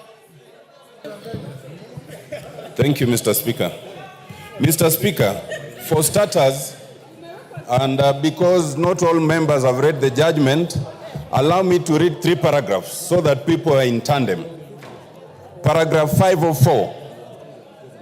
We thus hold and find that the simultaneous holding of the position of Speaker with that of the leader of political party and the leadership positions in the ruling political coalition, as in the case with the current National Assembly, and the concluding part is this dual role is therefore unlawful and unconstitutional. Mr. Speaker, that is paragraph 504. They continue in 505. We hold that the Speaker was elected in accordance with Article 106 of the Standing Orders. The fact that he was a party leader at the time of his election could not invalidate his election. However, for the reasons we have given, his position as the leader of Fort Kenya or the leader of any other political office, for that matter, became untenable and inconsequential the moment he assumed the office of the Speaker of the National Assembly. He could not, and he has no capacity to perform any other functions as a leader of a political party or a political organ as long as he is the Speaker of the National Assembly. I've referred to 2 paragraphs, 504 and 505. That is on the whether the court expressly found the 2 offices untenable. And I will be making a concession separately. Now, 508, and this is important because I think we are debating in ignorance, Mr. Speaker. 508, it is hereby declared that the question as to which party or coalition of parties is a majority in the National Assembly in the 13th Parliament was determined by the sovereign will of the Kenyan voters during the 9th August 2022 general election. It continues, Roman 2, it is hereby declared that the Honorable Speaker's ruling on determination contained in his communication of 6th October is null and void. Roman 3, it is hereby declared that the Honorable Speaker's ruling on determination, blah, blah, blah, on the minority, again, is null and void. And finally, an order of certiorari is hereby issued quashing the Speaker's ruling. Let me now make my submission, Mr. Speaker. First of all, this matter did not go to court in vain. The contestation, Mr. Speaker, was your considered ruling of 6th of October. Once that ruling is quashed, you cannot then, Mr. Speaker, with due respect, come and say that no decision has been made. The consequences are 2. 1, the leader of minority becomes the leader of majority by operation of law, even if you do nothing else. But in this case, we have gone further. And under Standing Order 19A, Standing Order 3, it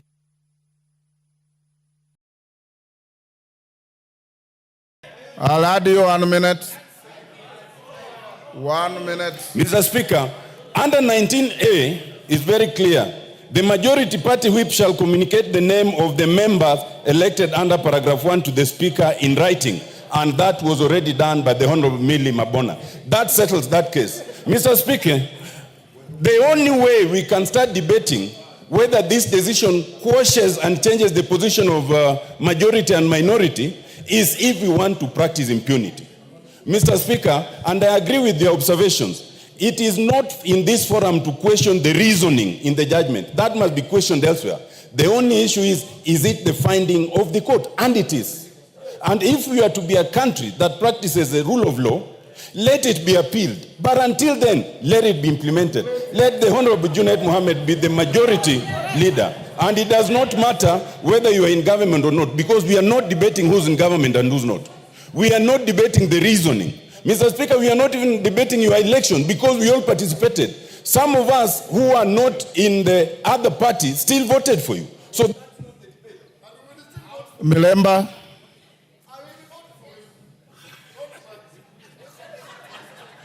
Order Wanjala. Thank you, Honorable Speaker. Order Wanjala. It suffices to mention that Senior Counsel has also read the judgment very selectively. Very selectively. Yes. Thank you, Honorable Speaker. And I think this judgment is good, and I want to ask members to exercise restraint the way we are doing as we deal with it, because it will grow our own standing orders and decisions that have been taken by this Parliament before, just like when we had the stalemate on who should lead the House Business Committee, and the Honorable Marende made the ruling that has been talked about. Honorable Speaker, In the judgment, which I've also read about 508 paragraphs, I want to spot out one, and which I think the senior counsel did speak on. And that's the one that says that the question as to which the party or coalition of a party is a majority party was determined by the sovereign will of the people on the 9th August 2022. That is as it goes. Honorable Speaker, this statement and these paragraphs presumes that Parliament will stay static and there will be no changes in Parliament as at the time when the elections was done. The truth is that if we were to follow this, it would mean that majority party would remain majority party for 5 years as determined at the time of the general elections. That is not correct. Majority and minority parties are fluid situation that keeps on changing depending on many happenings within Parliament. We know of the by-elections that are forthcoming in some of the constituencies. We have 4 constituencies which you can name, Benisa, Ugenya, and others which lost or don't have members of Parliament. What are the kind of results that will come out of that situation? Will it not numerically affect the majority and minority leadership in the House? Those are issues that I want you, Honorable Speaker, to determine. It also assumes that there are no post-election agreements which can be done. When you go to Schedule 3 of the political parties, it talks about how coalitions can be entered. You can get out of coalitions, and it determines how they can be done in law. If all those changes have happened, then we cannot be static and say that it is static for 5 years. And therefore, one other reason, Honorable Speaker and members, why the court did not go to the extent of determining is because there are 3 arms of government. They have the legislature, we have Parliament, and we have the judiciary. And the Parliament is independent, honorable members. Let's not allow that we shall be told what to do. Here, this must be done by the rules and order of Parliament, which is our own standing orders. And that is why, Honorable Speaker, you have to make a ruling on this, on which political party, as of now, give me some more time, is the majority in the House. This is not a static position. It's a fluid position that keeps on changing. Let me refer to governments like governments in Germany, Israel, very good examples. Currently, the Prime Minister of Canada is going to resign. Why? Because he has lost some of the coalition parties that were around him. Once he loses them, he's no longer the leader. And therefore, we have to rearrange Parliament. Thank you, and I submit. Karole Omondi. Thank you very much, Right Honorable Speaker. I did raise this matter on October 6th. Actually, it was my first statement in this House on the question of which of the coalitions was majority party in this House. The courts have made that decision somewhat by not declaring, but by giving the indication as to how the process should be done. I think we should frame our issues in terms of 5 questions. On the question of what is majority party, it is not for the court, it is not for the Speaker to decide. It is not even for this House to debate and decide. Our standing orders clearly provide the mechanism of determining which is the majority party in this House. The clerk writes to the registrar of political parties. The registrar of political parties gives us a return based on IEBC election results. And on the basis of the letter from the registrar of political parties, this House gets to know which is the majority party. That is the position in law. That is the position in law. And that is what I raised on October 6, 2022. And that is the path we must go back to. That is the path we must go back to. It is not for the courts, it's not for the Speaker, it is not for this House to debate or decide the majority party. Second question is who the majority leader or the minority leader is. By dint of this decision, as we speak today in this House, there is neither a majority leader nor a minority leader. By dint of that decision. And again, our standing orders and the Constitution provide a pathway. We have, as coalitions, must hold elections and bring minutes tabled in this House to determine who the majority leader is, who the minority leader is. That has not been done. So there is no majority leader, there is no minority leader today. My friend Kimani Chungwa is out of work, Junet Mohammed is out of work. The third question is the question of the import of this judgment on the position of the Speaker. The position in law is that the Speaker was elected by a majority of members of this House. This decision does not affect your position. Number 4, the question of the constitution of the committees of this House. We cannot even proceed to constitute the House Business Committee today because we neither have a majority or a minority leader. We have to determine those questions first before we go forth and constitute committees of the House. Finally, the impact of this decision on the previous decisions of this House. None. Whatever was done then in good faith holds.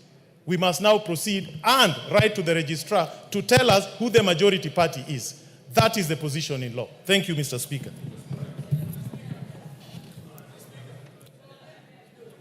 Majority Leader for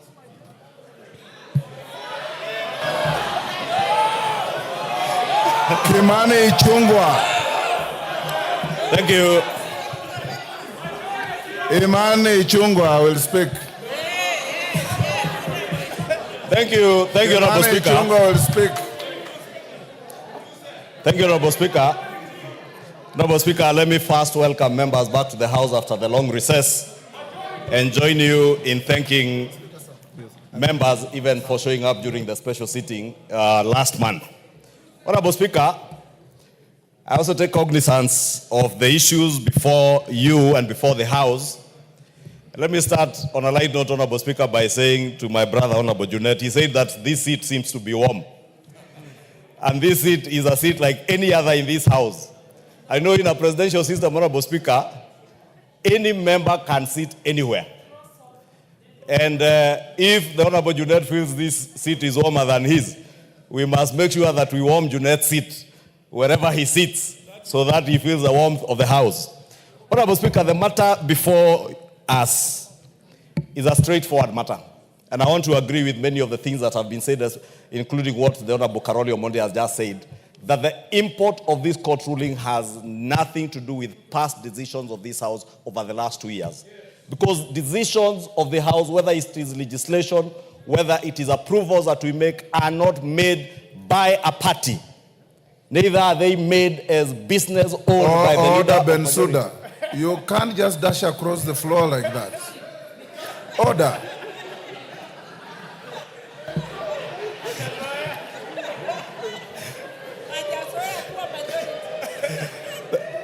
Thank you, Honorable Speaker. Honorable Bensouda is not used to sitting on this side of the House, so we may forgive her. Honorable Speaker, I was saying that decisions of the House are decisions of Parliament. That is why when we move a bill, a government bill, moved by the leader of majority, when it is approved by the House and enacted as law, it becomes an act of Parliament, not an act of the leader of majority or an act of the government of Kenya. It becomes an act of Parliament. And therefore, all previous decisions made by this House have been decisions of the House, and the House subsists as it were on the 9th of August 2022, as it is today, Honorable Speaker, with the unfortunate loss of one or two of our members who have lost, one through a by-election and one by passing on. Honorable Speaker, we also have a very good constitution, Honorable Speaker. And as much as I respect the decision of the court, I completely disagree with the court in many aspects, and some of which have been touched on. I do not want to dwell on to them, Honorable Speaker. But the question that we need to ask you, Honorable Speaker, and ask ourselves, what is it out of the 34 prayers? Honorable Speaker, there is a lot of loud consultations behind me. Order, members. Also, Honorable Speaker, the gentleman who went to court with a total of 34 prayers before the court. Amongst those prayers was a declaration by the court that the Azimio coalition be declared as a majority party and the leader of the Azimio coalition in Parliament be declared as the majority leader in the House. The court declined to give that declaration or that ruling. The only ruling out of the 34, Honorable Speaker, that was given by the court was to annul your ruling of October 2022 And the import of that annulment, Honorable Speaker, when they said that they found it to be unconstitutional, null and void, the import of that is we go back to the status quo as at 9th of August 2022. It's called status quo ante. Status quo ante, Honorable Speaker. You know, I'm only an accountant, I'm not a lawyer, Honorable Speaker.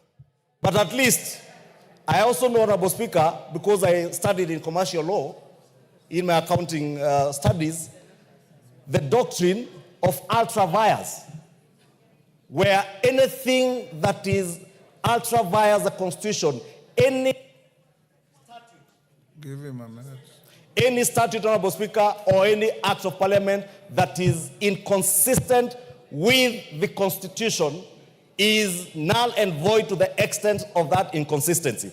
And I was saying we have a beautiful Constitution because this Constitution gives powers, or rather powers to enjoy rights, including the right of association, which is the most important thing in our Constitution. Chapter 4 is what, Chapter 4 for Constitution on the Bill of Rights is what has built our Constitution as amongst the most progressive constitutions in the world.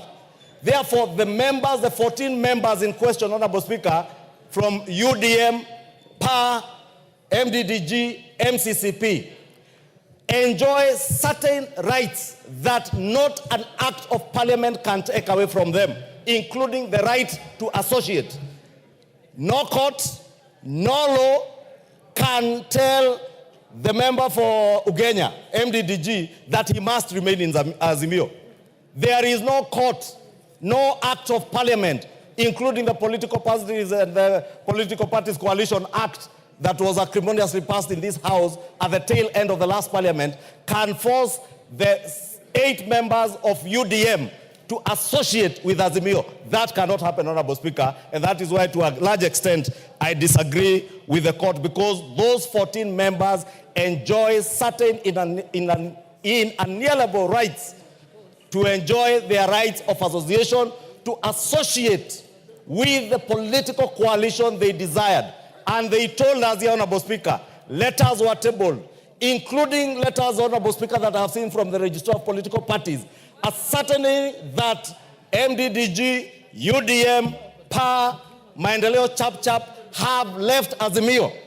The leader of Jubilee Party in this House, Honorable Speaker, the Honorable Sabina Chege, has today enjoys a position as a whip of an independent parliamentary political party called Jubilee. On that basis, Honorable Speaker, Jubilee then cannot and shall not and shall never be counted as part of Azimio. Therefore, Honorable Speaker, Honorable Speaker, we are inviting you to make a decision on the status quo ante. On status quo ante, Honorable Speaker, it is up to you as a Speaker to now make a fresh ruling, since you are ruling. Yes, Junet. Mr. Speaker, it is not my intention to interrupt. You have already done so. Yeah, my colleague, Mr. Speaker, yes. The minority leader. Mr. Speaker, is it correct, Mr. Speaker, for the minority leader to mislead the House that those parties who are members of Azimio cannot be forced to stay in Azimio, Mr. Speaker? To that extent, Mr. Speaker, there is a procedure of getting out of Azimio, Mr. Speaker. They have not followed the procedure, Mr. Speaker, and I can tell you I'm the Secretary General of Azimio, Mr. Speaker. They only wrote letters to me. They never followed the procedure, Mr. Speaker.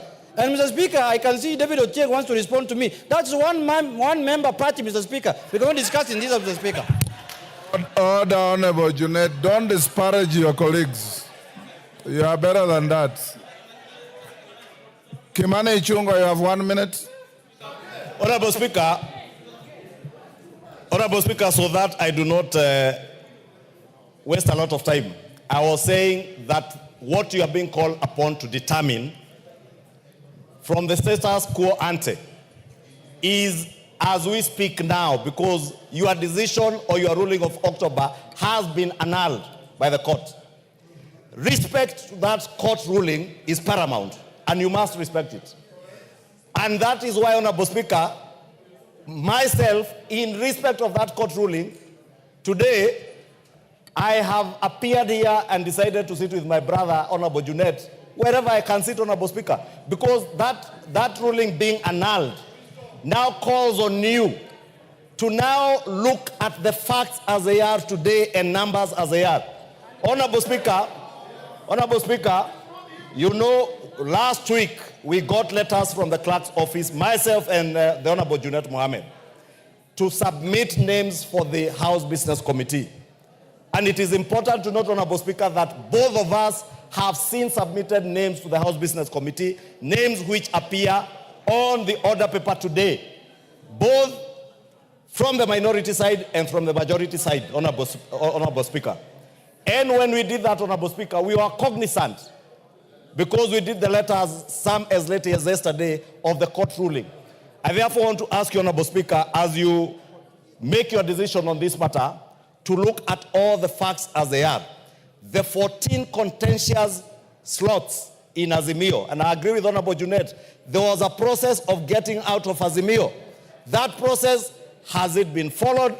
Are there letters? Because, Honorable Speaker, I have seen letters that confirm that UDM, MCCCP, PA, MDDG have left Azimio.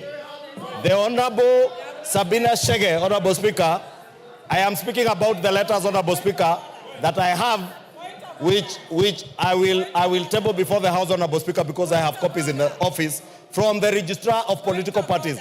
And therefore, Honorable Speaker, I want to beg of you that as you make that decision, look at those facts. Also, Honorable Speaker, look at the facts that today, Honorable Speaker, the Honorable Osoro did submit a letter to you on my nomination and election as a leader of majority in September of 2022, signed and assented to by over 171 members of this House. The Honorable Junet Mohammed, late last year, after the Honorable Pio left, did submit the whip. Yes, wind up. The Honorable Junet Mohammed, in his nomination as the leader of minority, did submit a letter nominating him upon election by Azimio coalition as the minority leader, signed by a paltry 80 members of the Azimio coalition. Actually less than even what is provided for in our own standing orders, Honorable Speaker. Less than what is provided for in our standing orders. Because our standing orders have a certain threshold as to who and how many members should have elected you as a minority leader, Honorable Speaker. And therefore, Honorable Speaker, it is my humble submission that you have facts on your table. Make a ruling when the time comes. Mwengi Mutuse. Pardon? Thank you, Mr. Speaker, for the opportunity. Yes. Mr. Speaker. Yes, David Ocheng, what is the point of order? I was mentioned advisedly by the Honorable Junet. I told him he was out of order, so you are protected. Mr. Speaker, I just need to mention something that Mr. Junet claims to be the Secretary General of Azimio. Could you tell this House today where the Azimio offices are in this country? Mwengi Mutuse. Thank you, Mr. Speaker, and if you may protect me that I may be heard in silence. Order, members. Order. Mr. Speaker, we are debating a very important matter, and you are sitting on a very delicate matter. When you retire to make a ruling, you'll be making a ruling for the country. I am one of the lawyers who participated in the litigation that led to this decision, and therefore I am aware of the facts and the law and the arguments that went into court for this determination to be made. Mr. Speaker, importantly, as you retreat, I am elected under the Balindiway Chapter Party, which is one of the parties whose membership is under dispute. I will be tabling before this House a letter dated 30th January 2024 by the Registrar of Political Parties confirming that Balindiway Chapter Party is no longer a member of the Azimio One Kenya coalition. And I will be asking you, when you retreat, to give effect to that exit in line with the ruling that you made on the 6th of August 2023, as well as the judgment of the court. Mr. Speaker, as you retreat also, I will invite you to look at an important doctrine that has been developed by the Supreme Court in the United States and that has been applied locally. And this is the political question doctrine, or the doctrine of justiciability. This doctrine was developed so that the separation of powers can be given effect, so that matters that are for the legislature are left to the legislature, matters that are for the judiciary are left to the judiciary, and matters that are for the executive are left to the executive. It is my submission that the matter of determining the minority leadership and the majority leadership is a matter for Parliament and is not a matter for courts of law. Finally, Mr. Speaker, it is important to look at the gazettement, the gazette notice that declared the members who have won positions. In the gazettement that was released by the IEBC, there was no mention of coalitions. There was no mention of Azimio. There was no mention of Kenya Kwanza. In my constituency, they declared Mwengi Mutuse the winner under Maendeleo Chap. In all the other constituencies, and if you look at that gazette notice, there was no mention of a coalition. And therefore, you cannot assign membership based on the election. You assign membership based on the realities of the day. And this is to say that the issue of minority and majority is a moving target and can change anytime. And therefore, I urge you, Mr. Speaker, as I table this letter, to find that the numbers for Maendeleo Chap, we exited Azimio, and therefore, we should be counted on the Kenya Kwanza side. Thank you. Madenge of Nyeri. Thank you, Honorable Speaker. Honorable Speaker, allow me to start by acknowledging that in our country, the formation of coalitions is around post and pre-elections. And therefore, the determination of this case, Honorable Speaker, would only have benefited Azimio if the courts had made their determination urgently as the case was taken to court under certificate of urgency. This judgment, coming 2 years late, is unimplementable because the realities are that there have been movements in and out of Azimio. Mr. Speaker, it is important that also this House addresses the judiciary, that it is no longer tenable for the judiciary to certify a matter urgent, but make a determination 2 years late. So where is the urgency? And we must be practical in terms of handling the issues of Kenyans when they go before the judiciary. Honorable Speaker, as at this point in time, the only way out of this quagmire is for you, Mr. Speaker, and Parliament to communicate afresh to the Registrar of Political Parties and give us the facts as they are today, and on the basis of the response from the Registrar of Political Parties, make a determination as to which party has the majority members, and therefore let us move on with the business of the House. Honorable Speaker, I urge you to actually start and make a ruling on this issue. Thank you, Mr. Speaker. Didimas. Mr. Speaker, thank you for this opportunity. I have read the court ruling. The ruling touches on a number of issues that requires constitutional direction, Honorable Speaker, so that nobody else can misuse those kind of things to put this House into limbo, Honorable Speaker. I have singled out from what the court said that because you belong to a political coalition, you are not impartial in a manner that the Speaker of this House is required, Honorable Speaker. As you retreat to make a ruling on this matter, I want you to put your mind on what the framers of our Constitution and our standing orders mitigated when they said that the Speaker of this House doesn't have a vote, when they said that the Speaker of this House doesn't influence in a manner in which the members of this House will make a decision. Honorable Speaker, Kenya as a country and our House takes a lot of what happens in other countries of comparable jurisdictions. An example of a country, the United States, where their system is also purely presidential system. Our system is also presidential, Honorable Speaker. If you look at how Nancy Pelosi presided over the affairs of the Parliament of the United States, Honorable Speaker, yet she belonged to the Democrat Party, Honorable Speaker. If you look at what is happening now, the current Speaker, it belongs to the Republican. But that doesn't stop them from being impartial in their conduct of the affairs of the House, Honorable Speaker. Honorable Speaker, as you make a ruling on this, you must be guided by Article 122 of our Constitution that it makes it very clear that the Speaker of the House doesn't participate in the affairs of the House, Honorable Speaker. Last but not least, the role of the courts is not to make any law, but to interpret the law.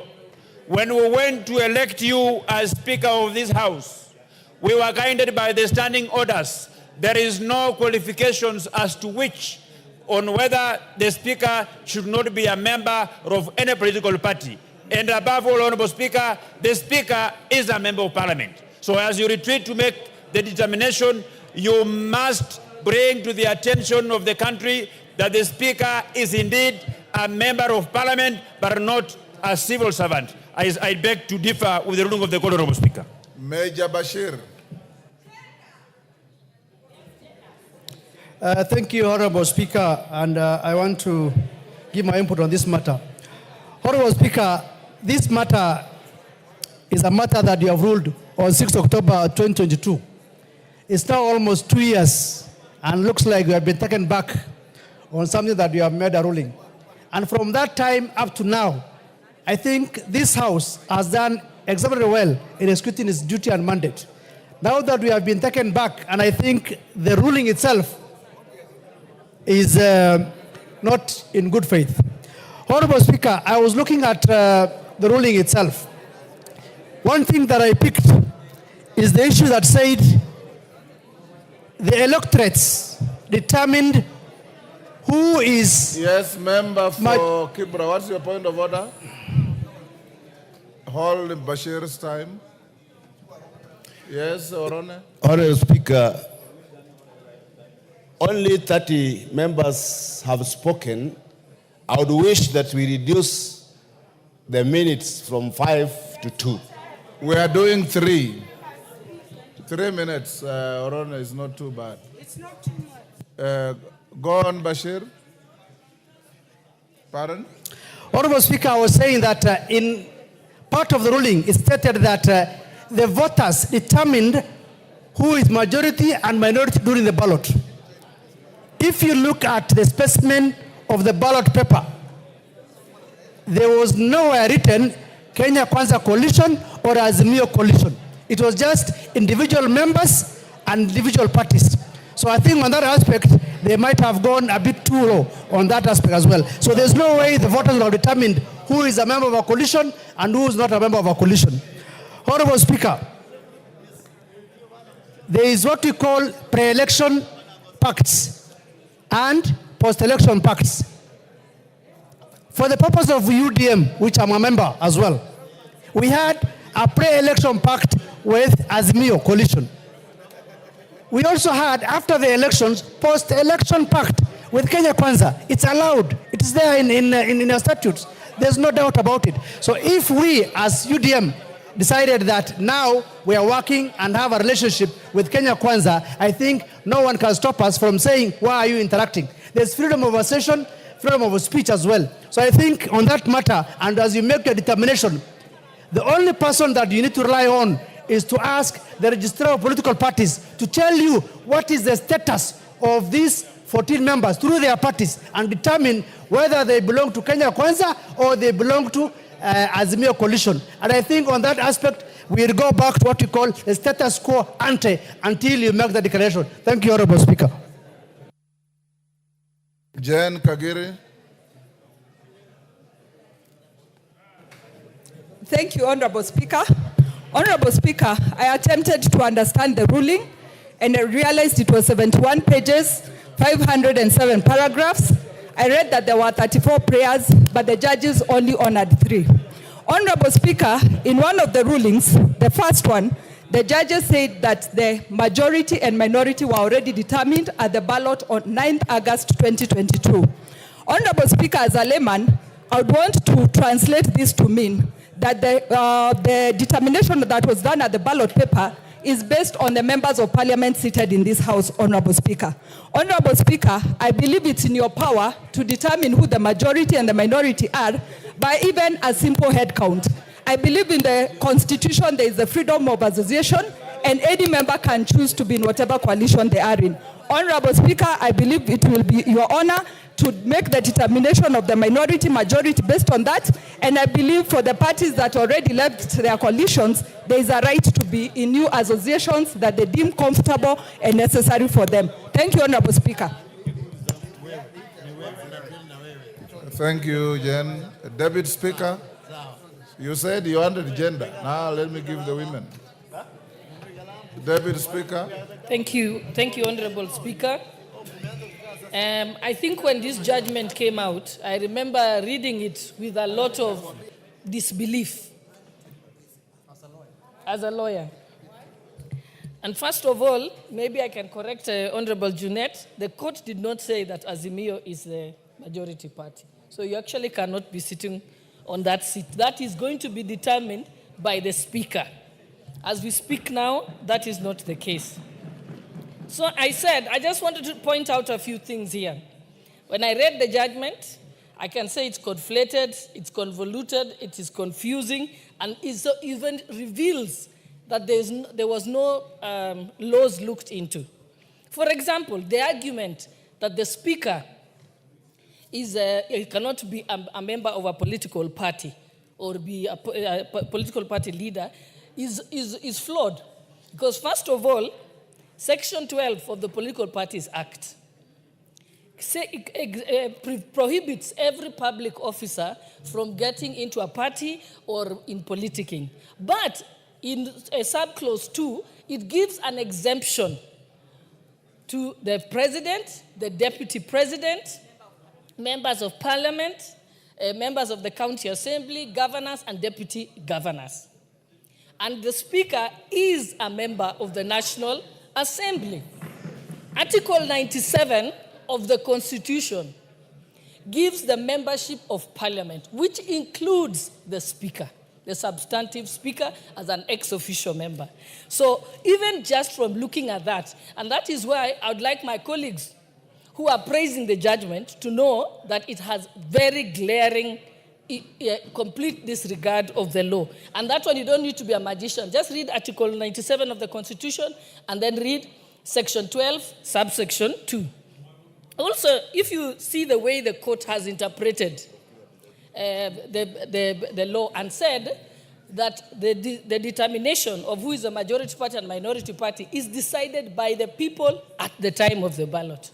Again, that is inaccurate. Kenya is a first past the post electoral system, which means it is individuals who have voted who can enter into a coalition and join parties. And I think they are confusing it with the South African method, because the South Africa has a mixed member proportional representation system. So people are voted in by parties, not as individuals. And so just looking at that, we need to also ask ourselves in Parliament that how is it that we have a judiciary that does not follow the same laws that they are supposed to apply and interpret. Also, if you look at when during the arguments of the case, the judgment itself in the judgment says that they decided to look at other evidence and that they did not have any evidence of who had left the coalition. But at the same breath, in the same judgment, they contradict themselves and point out that the Register of Political Parties provided for them the evidence. And even as we speak now, Honorable Speaker, when you are away is when this judgment came out.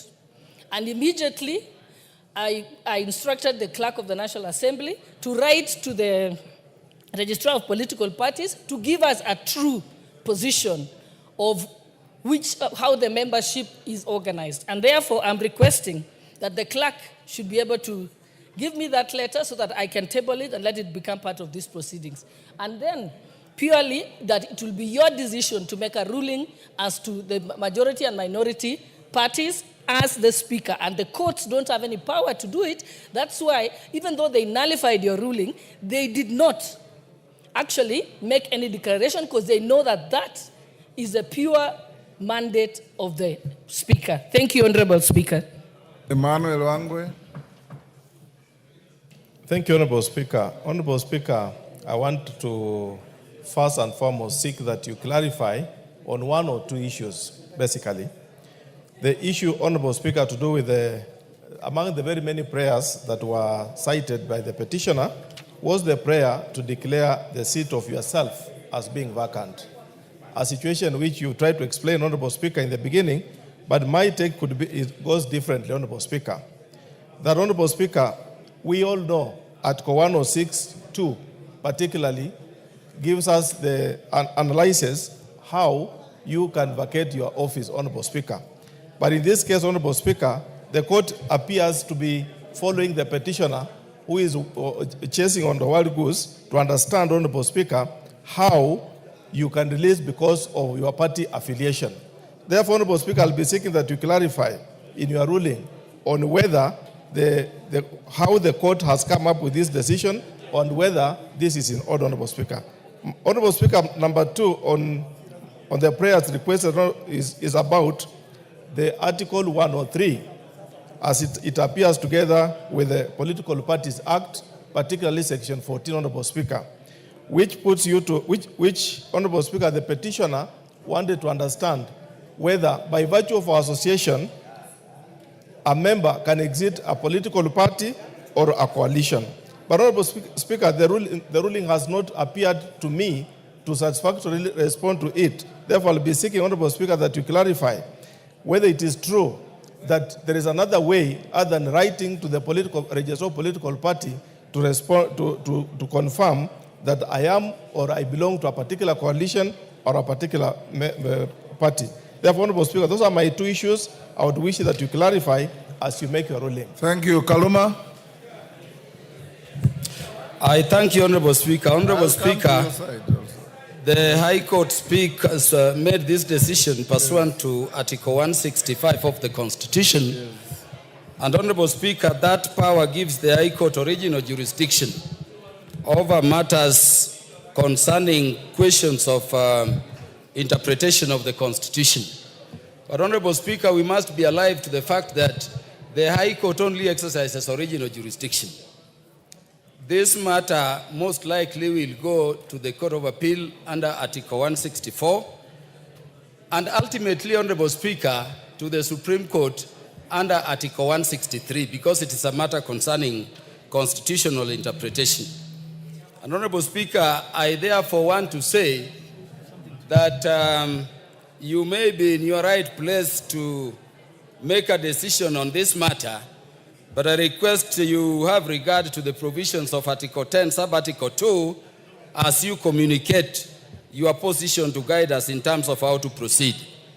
Honorable Speaker, having said so, as you make your decision, I wanted to request that you help us understand and resolve the following matters.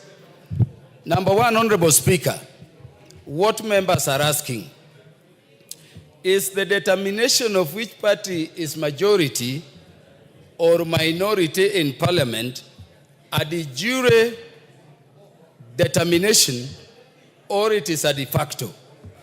Is it based on law or it sits on existing facts? And Honorable Speaker, may your communication clarify that. I'm asking Honorable Speaker, together with the honorable members, that is it a decision to be made at once at elections and then it remains static, or it is capable of change due to the possibility of post-election coalitions? Honorable Speaker, we've seen this in Israel, we've seen this in Germany. What happens if it is static and at once, if these parties like UDM, the parties like MDG, the parties that were to move from Azimio, were to actually effectively, successfully, and lawfully move from Azimio and join Kenya Kwanza, how would that position sit with the judgment? Honorable Speaker, I'm also asking you to clarify that if the determination is static, then Honorable Speaker, how does the judgment sit with the provisions of Article 36 of the Constitution? And Honorable Speaker, as you make your determination, I wanted to Give him 1 minute.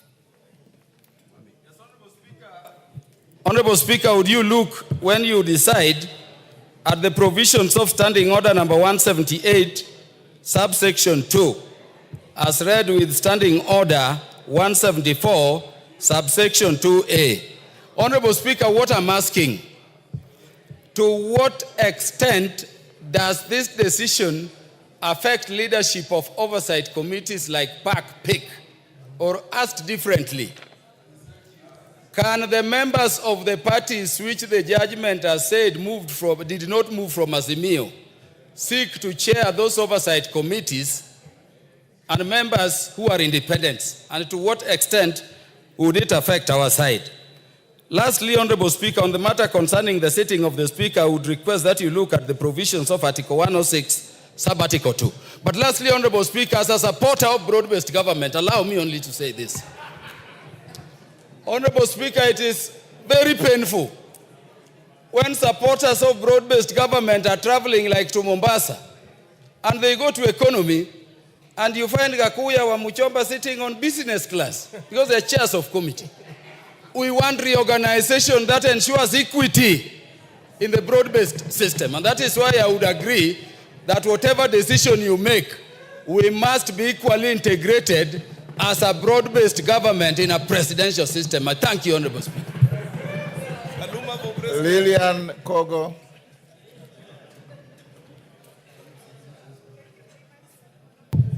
Thank you very much, Honorable Speaker, for giving me this chance. And I must say that in the spirit of separation of powers, whatever we decide on the plenary is unanimously decided by the Speaker of the National Assembly. And in the recent past, the judiciary has had its own share of problems, which it could be making diversions from to make attention to Parliament. Why is this particular judgment being made 2.5 years after elections? What is their intention? We have issues of governance that we want to solve for our people. The people of Rangwe have no roads. I am not interested on who majority or minority is, but I want Junet Muhammad to be the majority. But for all I care right now is service delivery to the people of Kenya. This is what I want to say concerning this matter. We have 345 members or thereabout in the National Assembly. Where they come from, known with their names. Let next Tuesday determine this matter. Let everybody come in. Let us tell us whether they want to be majority or minority. We dispense with this matter and we go to serious national issues that will help the executive deliver on its mandate. And even us as members of National Assembly, we have a mandate to deliver to the people of the Republic of Kenya. And when it comes to voting for the Speaker of National Assembly, I will personally vote for one Moses Masika Wetangula to be the Speaker of National Assembly, so that we stop wasting a lot of time. We stop wasting a lot of time, Honorable Speaker. The world is moving forward. What are we doing as Kenyans? And if we are talking of majority and minority, how could majority impeach its own vice president. This is something that happened last year. So goals have shifted, posts have shifted, as it were, wakisema ni Junet niko na yeye. But what we want is that we want service delivery to Kenyans in the best way possible. Thank you, member for Keio South.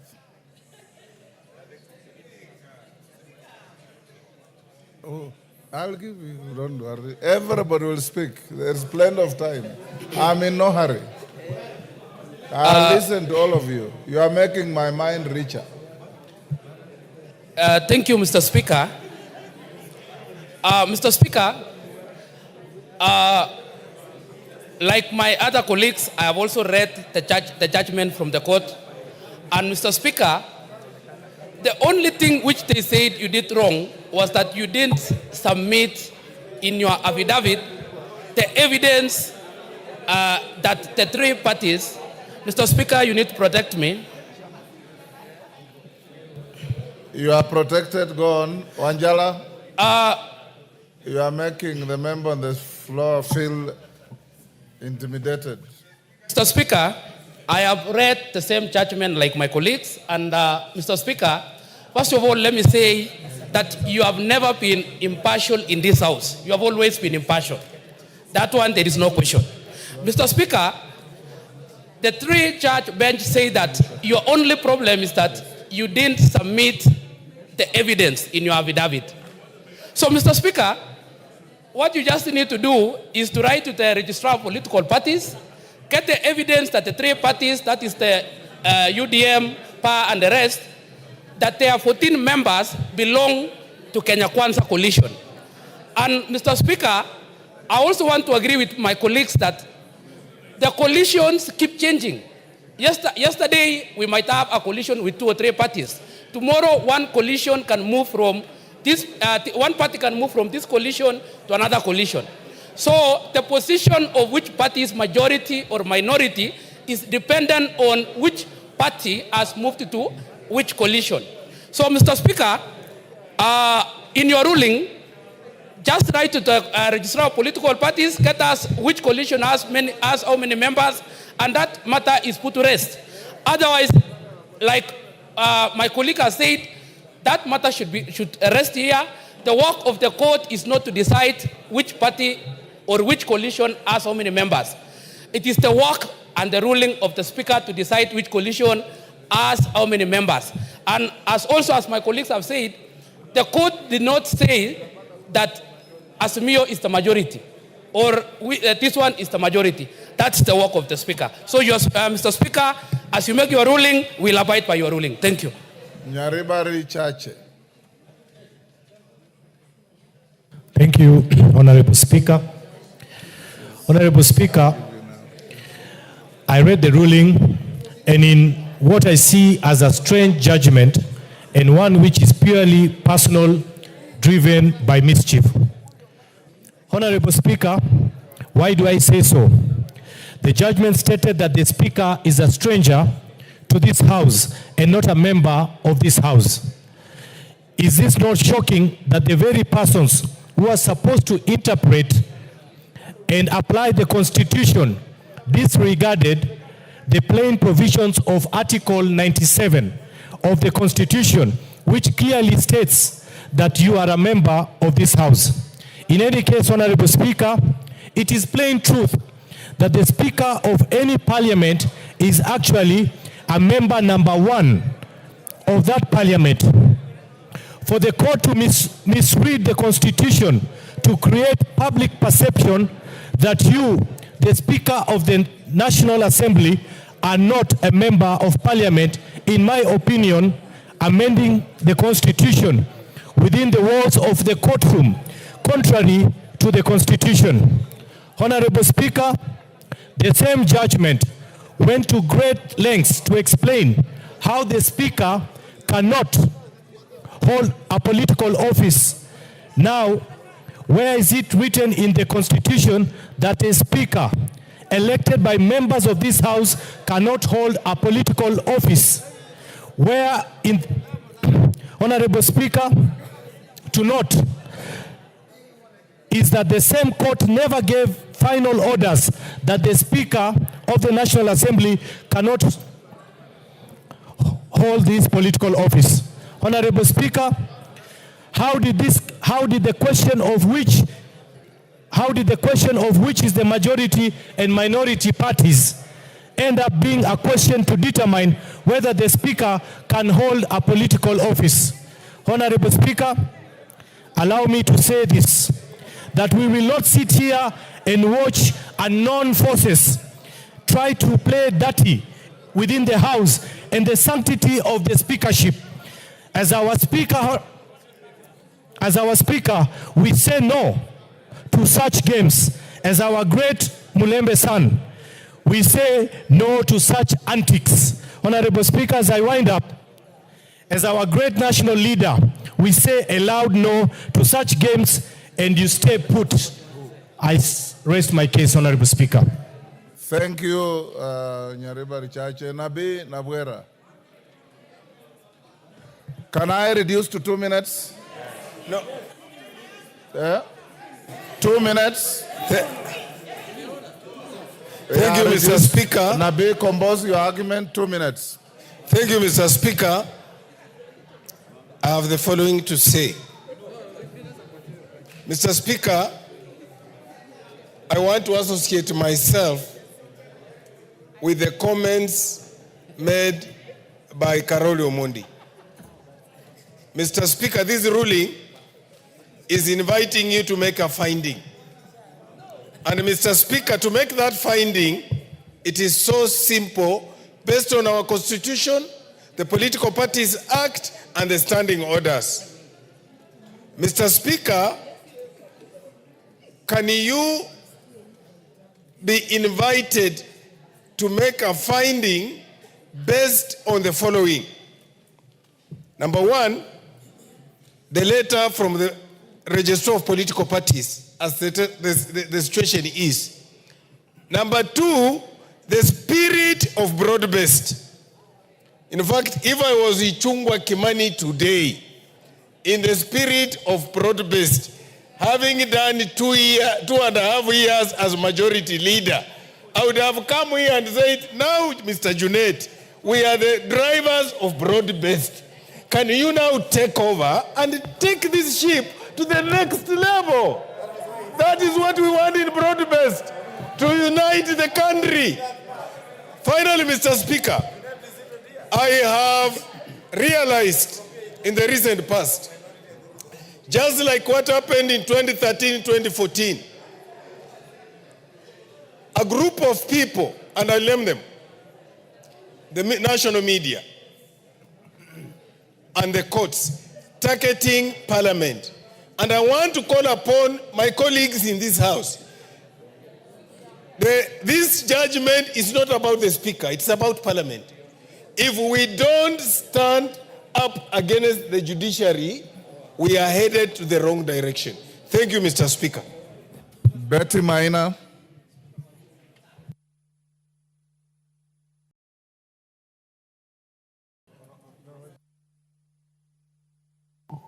Betty Maina. Thank you, Mr. Speaker. Mine is to seek for your clarification. You have 2 minutes. Yes. Thank you, Mr. Speaker. Mine is to seek for your clarification. Who is to guide this House when there is a stalemate? Secondly, Mr. Speaker, the court found that the decision you made in this House was null and void. My question is, in incidents like today, there is a lacuna. Who should make such decisions in this House? Finally, Mr. Speaker, is it within your inherent powers of the Speaker under Standing Order number 1 to make decisions of this House all our court? I ask those questions humbly, Mr. Speaker. Thank you.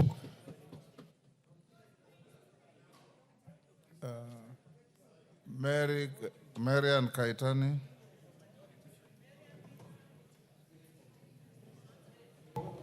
Thank you, Honorable Speaker. I stand to make reference to a letter that is doing the rounds on social media, and I think it's been written to you, for your resignation following the judgment or the ruling of this case. Now, Honorable Speaker, reading the judgment of this, this particular ruling, nowhere in this ruling does it say that the Speaker shall, upon this ruling, resign. Secondly, the person or the member of parliament who has written this letter is Honorable Member for Starehe, who apparently is also the member who hosts parliament. We are here because this particular house is actually hosted in Starehe constituency. When we look at his behavior in parliament, he rarely sits in this parliament. He is rarely in this parliament, and the only time he comes close to parliament or the presence of parliament is when he is at the bar, which is close by here. But he is a member of parliament. He should be seated here and answering his questions. What is it? Order mwenje. Order mwenje. Order mwenje. Order mwenje. This is not a marketplace, for heaven's sake. And as a young lawyer and a young MP, I've been mentoring you, telling you how to conduct yourself in many ways. However agitated you are, just maintain your cool like the good old doctor next to you. Yes. Even if you have a point of order, you don't have to stand up and shout at your colleague. It's actually grossly disorderly conduct.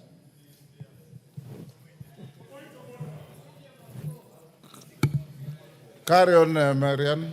Thank you, Honorable Speaker. If we look at this, you have less than a minute to go. Thank you. If we look at this particular ruling, Honorable Speaker, it talks about that you cannot be a member of a political party because you are not a member of parliament yet, and that is under the Political Parties Act. Yet the Constitution of Kenya, which is more supreme, actually states that the Honorable Speaker is an ex-officio member of parliament, and therefore the rights that a member of parliament enjoys is the same rights the speaker enjoys, and therefore the speaker can belong to a party. Thank you. Member for Kajiado South. Thank you, Mr. Speaker. I stand also just to support the ruling by the High Court. We are supposed to abide by the ruling, and it's also good for today to confess that, Mr. Speaker, the time you are being voted in, personally, I voted for you. And even today, if it was to be repeated, I would still vote for you. So that time you got a lot of votes. Thank you for that. You had a lot confidence. of friends. You had a lot of friends that time. And even now you have more. Mr. Speaker, if all of us are looking at the other agreement that have come in, my party that I serve, ODM, is also in the broad-based government as per now. They are also in the broad-based government. What I was requesting, can we, let me just finish. Let me finish. Address across the floor. Address the chair. Yeah, thank you, Chair. Thank you, Speaker. My argument was, if we are able to go back to 2022, when the Kenyan people voted, they voted on manifesto, they voted on certain beliefs. So when the Azimio One Kenya went to court, they went to look for justice at that time. It doesn't mean that even if justice took 2 years, then because judgment has been made, it is, for example, someone who has taken your property and given you a half of the property, and finally, the judgment has been made that the property is yours. You'll go back and take your property. I respect Kemani Chungwa, and I love him so much, but I also ask that Honorable Junet Mohammed is qualified to be the majority leader, and the Kenyans are waiting that decision to be made today as we go ahead. And the broad-based, let us enjoy the broad-based. What is the fruit of this broad-based? What's the fruits? We need that fruit, Mr. Speaker, today to see if they can give us a small cut of the meat. Thank you. Chikati.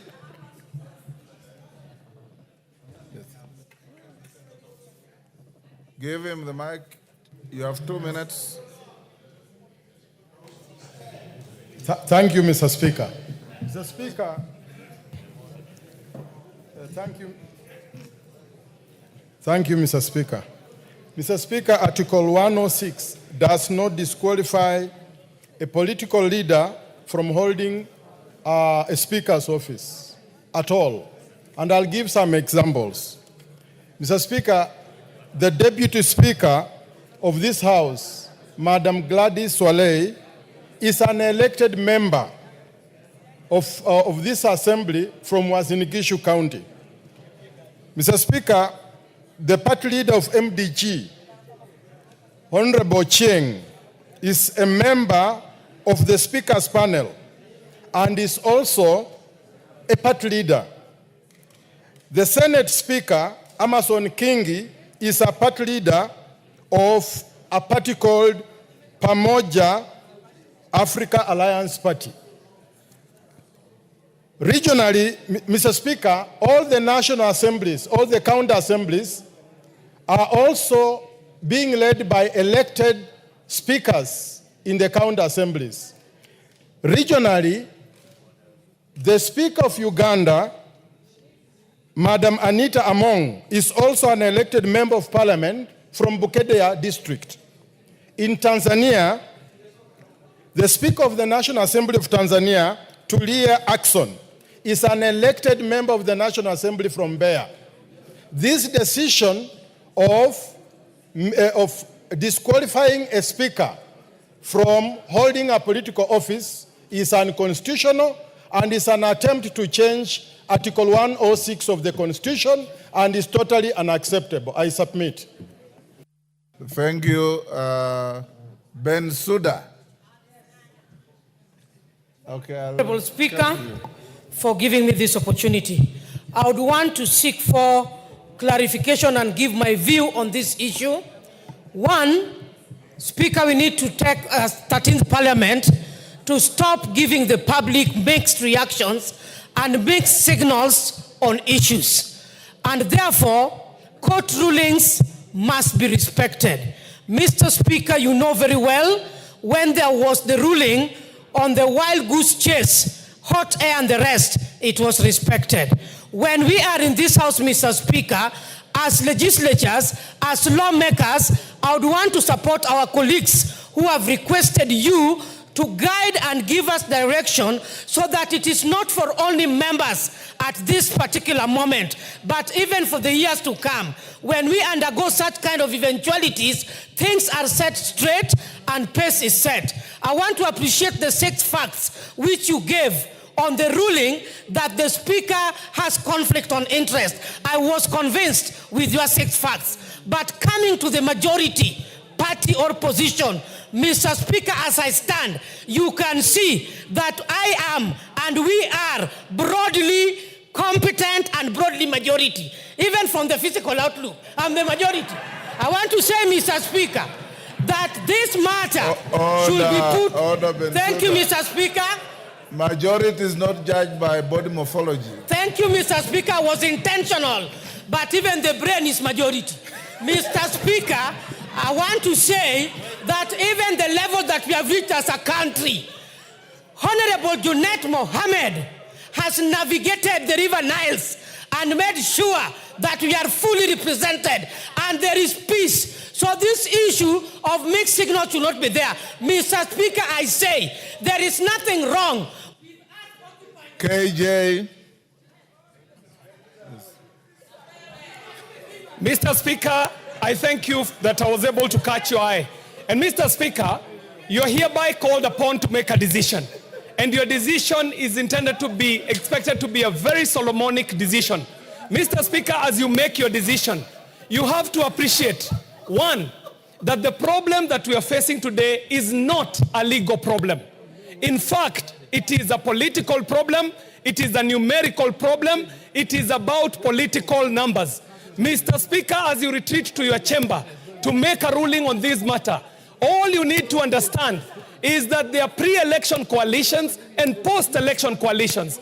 And this is Kenyans who decided, as they were granting themselves the constitution, that parties can come together before an election and come together after an election. So, Mr. Speaker, in the interest of time, so that this House can apply itself on the issues that Kenyans are keen to hear us debating, matters that concern their welfare, Mr. Speaker, I would call upon this House to agree that if, Mr. Speaker, you were to take a head count today, you would find that Kenya Kwanza is the majority, that Kimani Ichung'wah is the substantive majority leader, and that the numbers as they stand today, Mr. Speaker, you are right in your place to make a decision that Kenya Kwanza is the majority and status quo remains. Mr. Speaker, this is not legal, this is arithmetic, it is political. Just like Bunge cannot apply itself on interpreting the law, the courts cannot make political decisions for this country. So, Mr. Speaker, I want to ask us to protect the sanctity of this House so that we can go into the business that Kenyans elected us to do. They did not elect us to argue about who is leader of majority and who is leader of minority. Mr. Speaker, make your ruling. Rueda Obo. Asante Bwana Spika.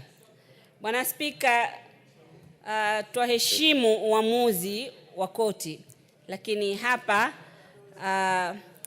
hatukubaliani nao. Hatukubaliani nao kwa sababu gani? Kwa sababu mwanzo sisi kama Jubilee Party, sisi tulikuwa tushaenda. Hatuko kwa Azimio. Ukiangalia mawaziri wale tuko nao sahihi, wale walopeleka hii mambo kotini, Mheshimiwa Ondai, Mheshimiwa Waziri Mbadi, sahihi wako kwa hii serikali, wao ni mawaziri. Kweni hawa majaji walikuwa hawaoni kwamba mambo yamepita na mambo yameendelea? Kweni walikuwa wanaishi Kenya gani? Sasa huku ni kuleta taharuki, na sisi hatuna haja ya taharuki. Hii serikali imepitia changamoto kubwa, changamoto nyingi. Kwa hivyo tunaomba tafadhali watupatie nafasi tuendelee. Na hili jambo lako Spika, mimi naona kama wewe, yani nashangaa kitu kama katiba haikusema, imenyamaza. Yamaanisha inaruhusiwa, so haina haja kuwalenga maspika wawili hawa. Katiba iko, ifuatwe katiba. Katiba haikukataza. Kwa hivyo kwa vile haikukataza, inamaanisha ni sawa ukue hapo kama spika. Bwana Spika, mimi naona mlengwa ni wewe, na labda utuambie ukweli. Hatujui umefanya nini huko, ulikanyaga waya au kuna history gani huko. Naona kama ni mlengwa wewe, umelengwa hapo. Na sisi tuwaona haya mambo ni kama kumwambia bibi na bwana wameoana, sasa uwaambie nyinyi kwa hamuruhusiwi legally kuoana. Watu washazaa, watu wamependana. Sisi tumeshikana kama broad base hiyo broad base. Sasa ya nini shida zote hizi?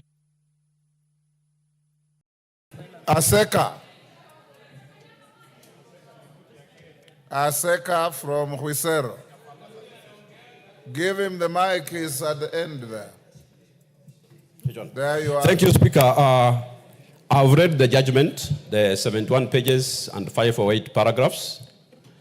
And I want to request you, Speaker, as you retire to do your judgment and your ruling, consider the repercussions of this ruling on the composition of the IBC selection panel, the repercussions on the Commission on Revenue Allocation, which was approved by this House, and its finding. Honorable Speaker, also consider the repercussions of the committee reports of this House. Mr. Speaker, also consider and advise this House if, when the court says that you as a political leader or maybe a party leader is not supposed to preside over this House, does it mean if even the President of the Republic of Kenya, who is a party leader in this country, is supposed to resign when he takes over or when he took over the parliament, the executive? Thank you, Mr. Speaker. Member for Kitui, is it Kitui Central? Makali Mulu.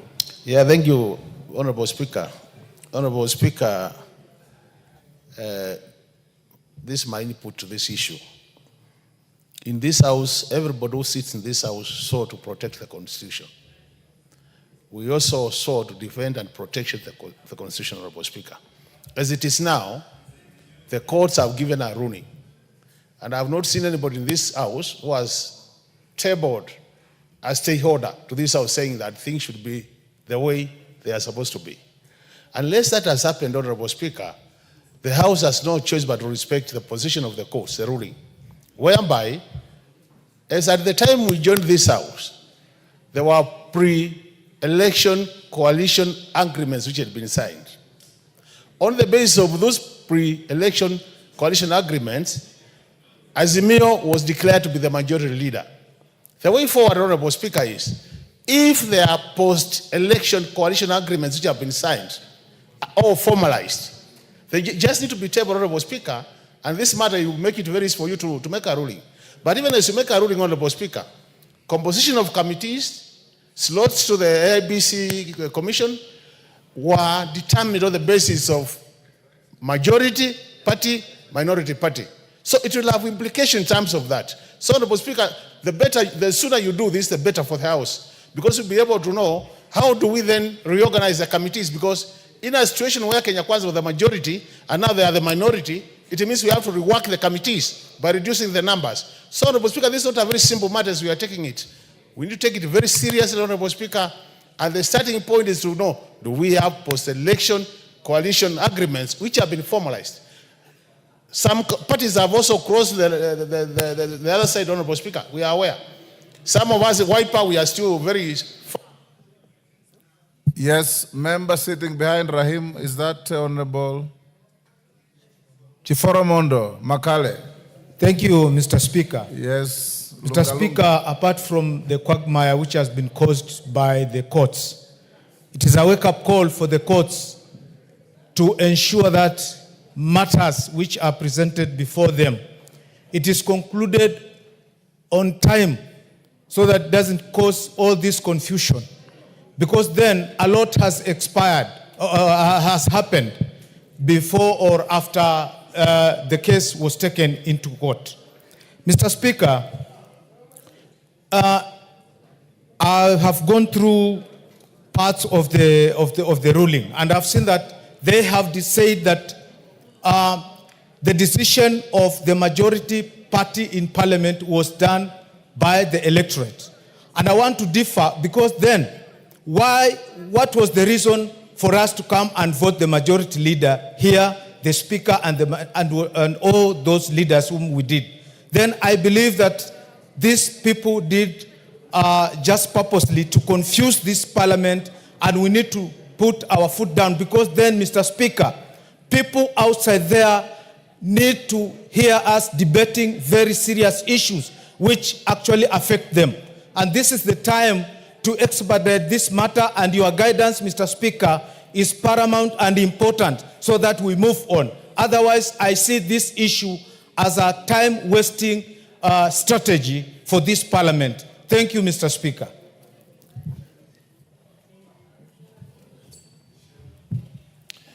Thank you, Honorable Speaker.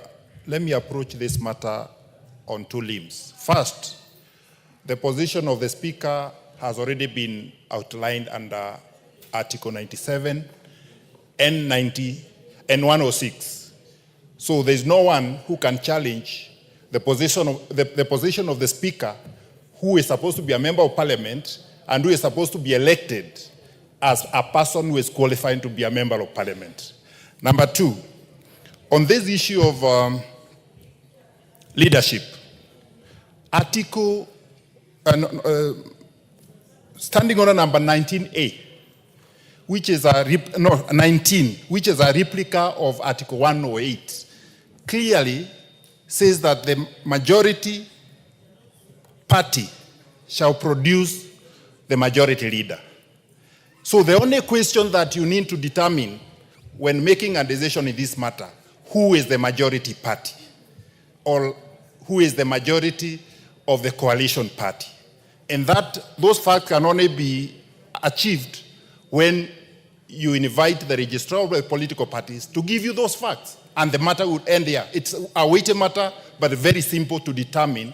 And then we'll be able to determine who will be the majority leader, and any coalition of the parties must be also be brought to this parliament under under order 19A. So whatever Honorable Media the Ambo purported to bring here was premature, because there was no agreement of political parties that was also brought with the list that she purported to bring before this House. Thank you, Honorable Speaker. Your immediate neighbor, Kapchai.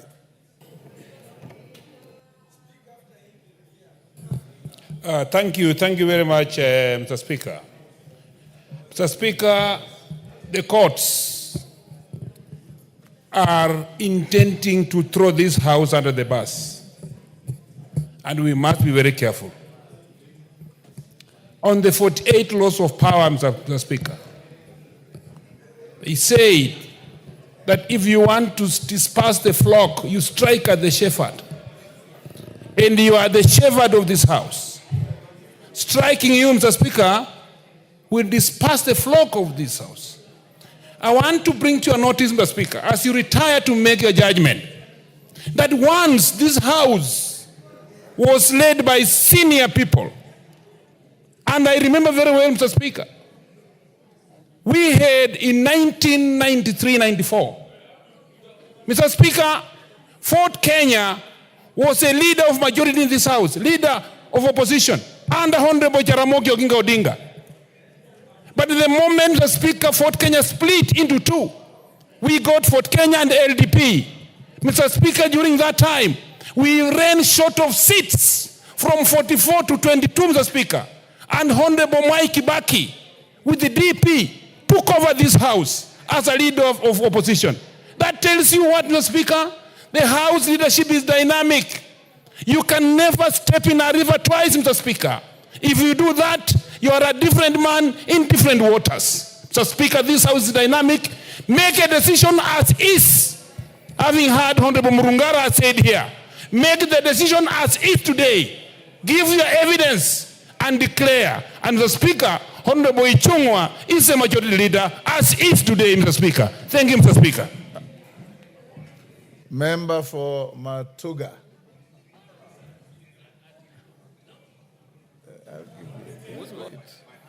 Yes. Give it to Honorable Tandaza. There is time, you'll all speak, so don't worry. Which one? Oh, asante. Asante Mheshimiwa Spika. Tandaza, so nyorosha maneno. Asante Mheshimiwa Spika. Kwa sababu mimi ni mhandisi, sikumbuki kama ni mwandishi gani aliyesema kwamba hata ikiwa ulikuwa na farasi wako ambaye unampenda, hata ikiwa ulikuwa na farasi wako ambaye anakimbia mbio kushinda na kuleta zawadi zote, lakini kwa bahati mbaya umri wako umefika na amefariki, haina haja uendelee kumbembeleza ule farasi, haina haja uendelee kumletea chakula ule farasi kwa sababu ulikuwa unampenda sana, ati atamka ndio aweze kukushindia zile mbio ulikuwa unazitaka. Kitu cha kufanya ni kutafuta farasi mwingine, umlishe, umfanyishe mazoezi, aendelee kushinda. Sasa uamuzi huu kwa kifupi umepitwa na wakati, na najua wanahistoria ni wengi hapa, ndio maana tunazungumza kwa kirefu, lakini ukweli ulivyo, na sidhani kama kuna mtu ambaye anateshwishi na jambo hili, kwamba Azimio ilifariki. Kama hawataki kuizika ni sawa, lakini tunajua ilifariki, na uamuzi unazungumzia Azimio ambayo haipo. Sasa tutafufua vipi farasi ambaye amefariki hata kama tulikuwa tunampenda? Ndugu zangu, tukubalianeni, Spika tulimchagua sawa sawa. Kiongozi walio wengi ni Kimani Ichung'wa, yuko hapa na bado ndio tuko wengi. Sasa sioni haja tukidhani hata tutamfufua farasi. Asante sana Mheshimiwa Spika.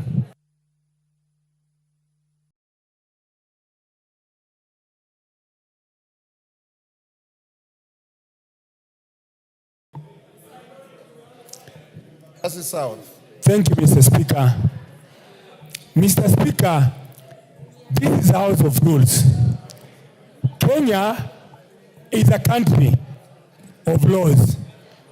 Today, the ruling that will be given about this matter will determine whether the house is a house that obeys court orders or a house that disobeys court orders. There is judiciary for a reason. There is legislature for a reason. There is executive for a reason. But this time, today, the court has issued a ruling. There is no way that a court can issue a court ruling and then it's taken to a police station and then the court then people, the police officers, Mr. Speaker, the House, there is no way that a court issues a court ruling, then it is taken to the police station, then you tell the police officers that you guys have a discussion about this court ruling and then decide to the left or right. There is a court ruling. This country is a country that should obey court orders and we should obey this court order. This parliament should obey the court order. Thank you, Mr. Speaker. Bukose. Give to Bukose. Thank you, Honorable Speaker. Honorable Speaker, I think on the issues about the position of the Speaker, I was your agent, Honorable Speaker, during that time, and I can confirm that there was no requirement for you that you should be able to resign as the party leader of Fort Kenya. So I think that's something that is passed. On this issue about the majority and minority, Honorable Speaker, as you retreat, I want you to be guided by our Constitution, because in Article 108, it talks of the leader of the majority party shall be the person who is the leader in the National Assembly of the largest party or coalition of parties. And as it stands now, that is Kimani Ichung'wah, is the leader in the National Assembly of the largest coalition. And Junaid Mohammed is the leader of the second coalition in the National Assembly. And the Honorable Speaker, the court gave you a chance that you should be able to rule as it is now. And that is why it talks of ex parte and ante. And therefore, I think it is a new beginning that you are able to rule, and as you rule today, it stands from there moving forward. So it is not a question of going back as after the elections, pre-election agreements, or anything of that nature. I rest my case, Honorable Speaker. Member for Garissa Mjini. Yeah, Mjini. Thank you very much, Mr. Speaker. We have been raising our hands here for quite a long time. Don't complain, I've given you an opportunity. Make your point. Thank you, Mr. Speaker. Now, Mr. Speaker, there is some confusion here in that some people are misinterpreting the court ruling, in that the decision of the court was that a decision has been made on who is the majority and who is the minority coalition in this House. The decision of the court was that, the ruling of the court was that your decision that you made on the 6th of October was null and void. However, who is to make this decision again? It is not for the courts. It is for the Speaker of the National Assembly. Mr. Speaker, we have sat here for the whole afternoon and no other business of this House can take place because a decision has to be made. Can you make that decision, Mr. Speaker? It is upon you, it is with you. The coalitions, this issue is just about numbers. We know the numbers, you know the numbers. Make the decision based on those numbers that you have. This is a political issue. It has nothing to do with the illegal issue. Thank you, Mr. Speaker. Alice Nganga of Thika.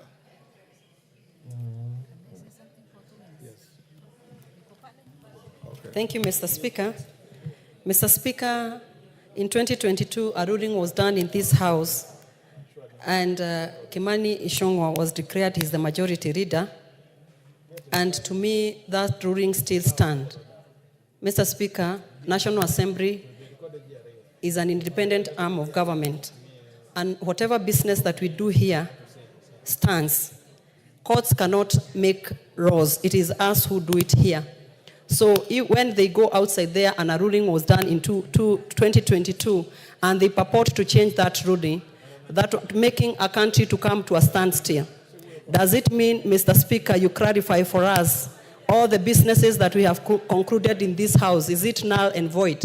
Does it mean everything that we have done in this House does not count? The courts needs to know they stop interfering with the running of this House. And what I have seen from this ruling, Mr. Speaker, these are people who don't wish this nation well.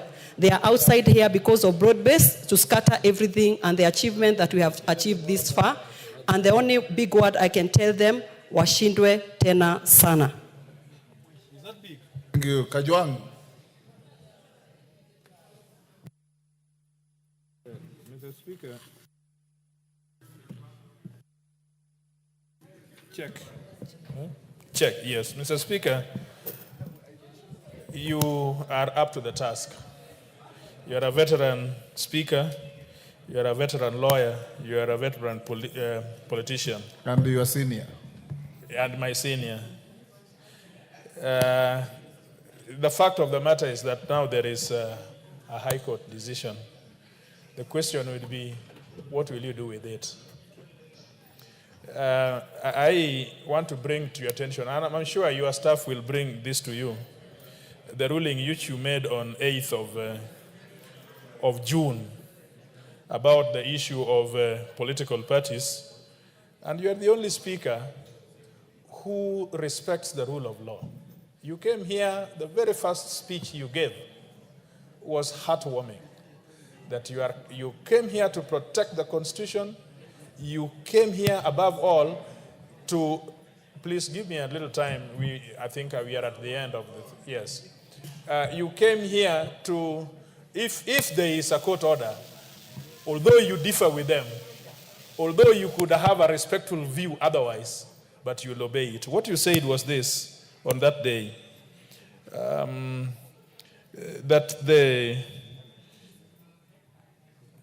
that I think, let me just get it for you. In difference to the directions the court with respect to the appellate administration process, I did notify the House, despite the discomfort of this decision caused on the business of the House. Immediately thereafter, I instructed the liaison on litigation questions to challenge the speaker. As your speaker, I remain cognizant of the obligation imposed on Article 3 of the Constitution, with respect to defend the Constitution and proceedings of the House.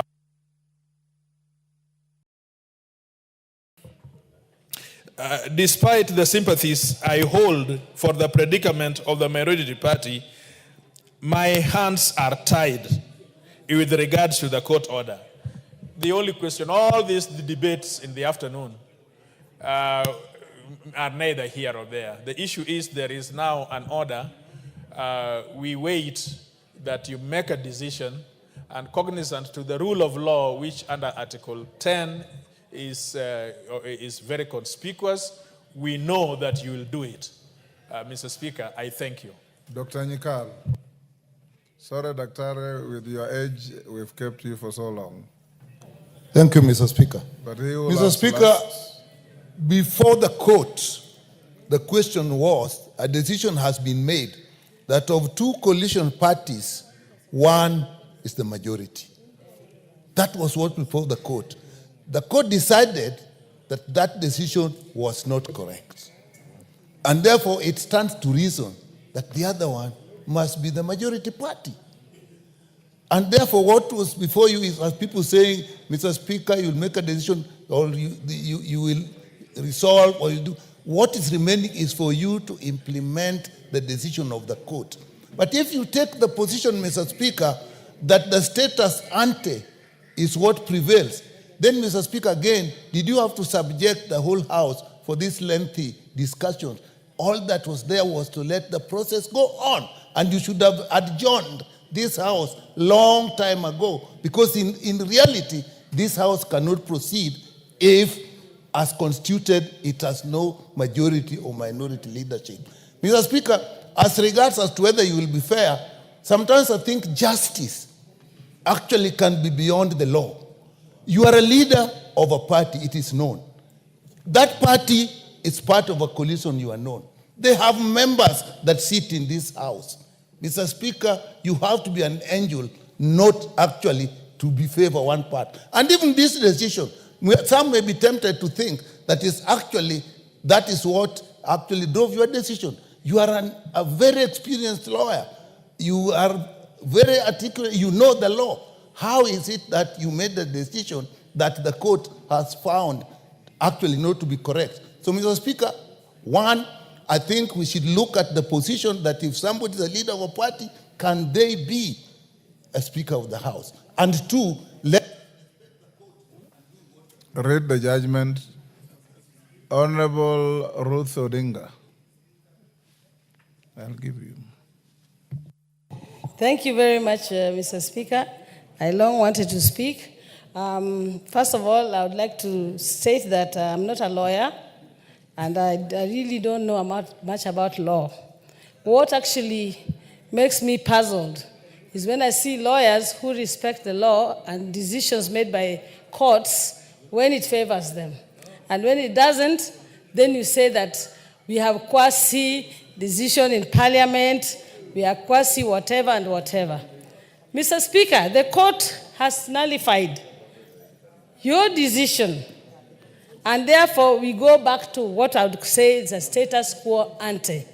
And in the status quo ante, it was very, very obvious that the party that the political parties declared was Azimio as the majority.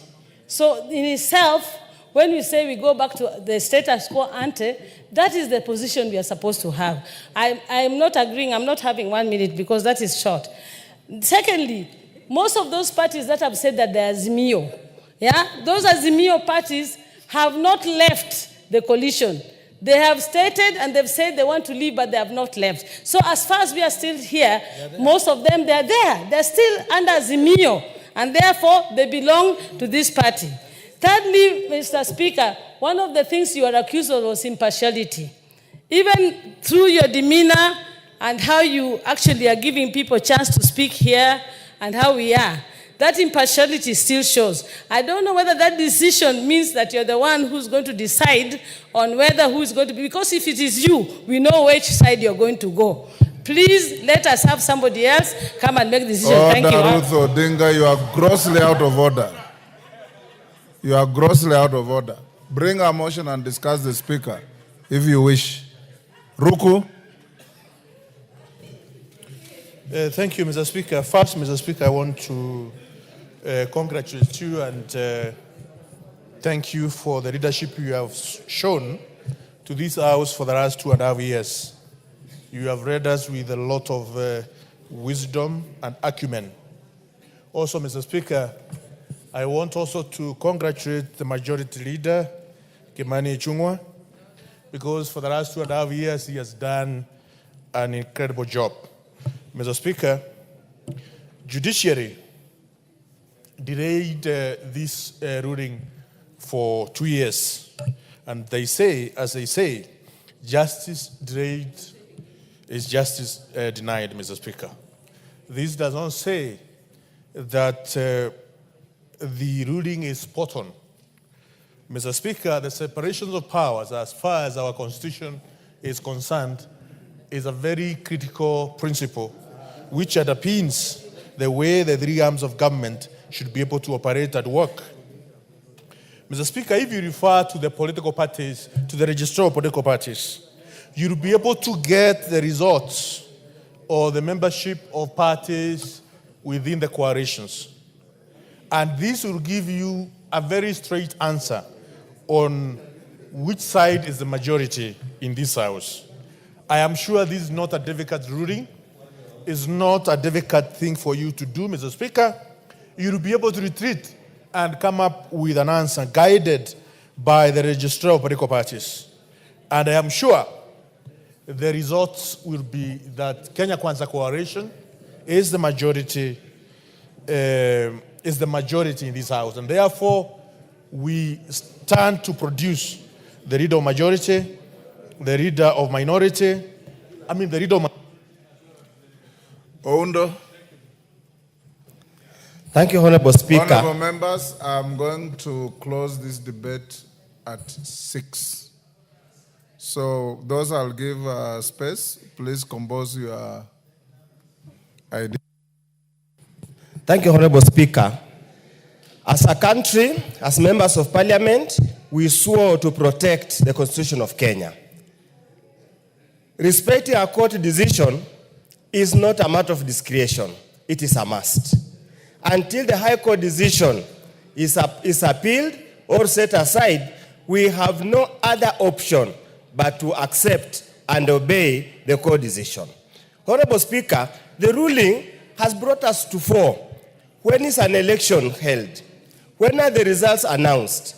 And once the results are announced, does any other body in this country have the power to change the composition of the membership of this parliament? Honorable Speaker, elections were held in August 2022. The numbers were very clear. The numbers have not changed. And Article 108 is very clear what becomes what and what becomes what.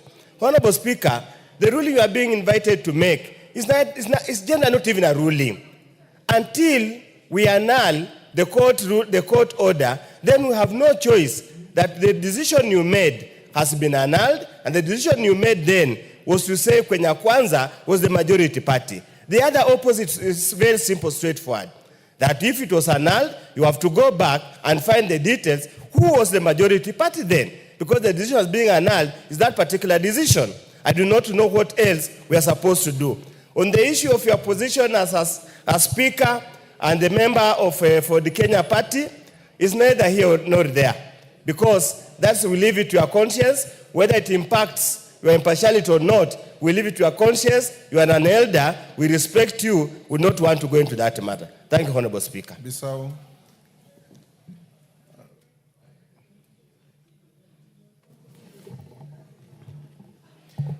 Thank you, Mr. Speaker, sir.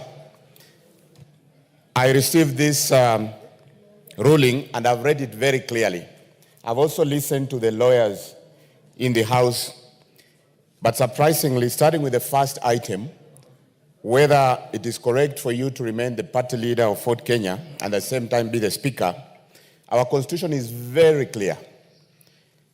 Article 77(2), it talks about an appointed officer who shall not hold a political party position. But you are not you are not an appointed state officer. You are elected. And my neighbor here, Dr. Bokosa, I remember he was your chief agent. And many of us voted for you, including my brother, your senior counsel, your learned friend, Atendo Molo, who actually voted for you. So that, we pack it and we leave it at that. And even across the border, your colleagues, Aneta Mong, she's the Speaker of Uganda. She's actually, in fact, even now vying for a position in NRM. Dr. Tulia Axon, she's also an elected person. So there's nothing that restricts you to remain the Fort Kenya party leader and be the Speaker at the same time. On the other issue, about the majority and minority, I have read this ruling very clearly. But again, our courts have not come out clearly to say what is what. And if you look at Roman 3, on their decision, it talks about an order of certiorari is hereby issued quashing the Honorable Speaker's ruling or determination contained in his communication from the chair made on 6th October 2022 on the majority and minority in the National Assembly. Thank you. Yeah. Give him half a minute. What we expect is our courts to be giving us very clear ruling.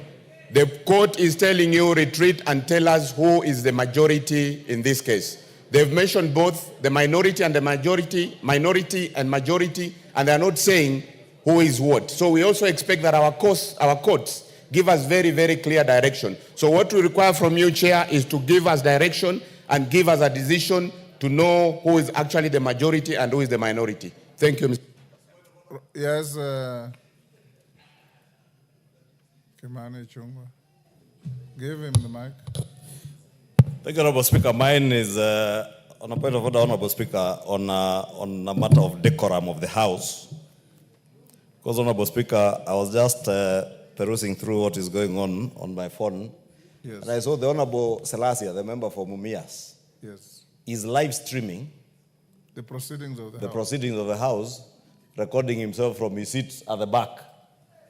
Honorable Speaker, the House and the Parliamentary Service Commission has given us live coverage on national TV, and we cannot belittle the work of this House through such uncouth methods as live streaming, recording on your phone and live streaming what is going on in the house, and saying very unpalatable things on live media. Now, request that you ask him to even delete those things and apologize to the House. Honorable Salasia, is that correct? Speaker, you know, most of the time when I've been staying here for a very long time without being given an opportunity to speak. Honorable Salasia, is what is being alleged correct? I don't know what he's talking about because I don't run my social media platforms. So, Speaker, I've been carrying up my hand. Honorable Salasia, the issue is, are you live streaming the proceedings and making unpalatable comments along the way? Speaker, I don't know what Mheshimiwa Chungwa is talking about. What I just wanted, I also have my own contribution. Honorable Salasia, be honorable, my dear young man. If you are not honorable, it's very easy for Parliament to ask for the logs on your phone and see what you are doing. If you say it is true, then the Speaker will take some other remedial action. If you don't, it's a matter that can find your way to the Powers and Privileges Committee with unintended consequences. Why are you doing so? Maybe, Speaker, maybe I'll have to confirm with what he's talking about. Honorable Salasia, you know dishonesty is not a virtue. Speaker, I don't know what he's saying. Maybe I go and confirm what he's talking about, but I had also just raised my hand so that I can speak what I feel that I should speak. Order, Honorable Salasia. I believe when you are in the chamber, you are listening and following proceedings. Take your seat. You are listening and following proceedings. And what we are discussing this afternoon is a very serious matter. The independence of this House is an issue. The leadership of this House is an issue. And every member who has spoken here, you've listened, your seniors, your peers, have been very focused. Even members who have sat for a long time, you complain that you've been raising your hand. There are many, Lotte here has been sitting here since. We have Ferdinand Wanyonyi here, Amze, has been sitting here since. The issue is, were you streaming the proceedings live and making comments along the way?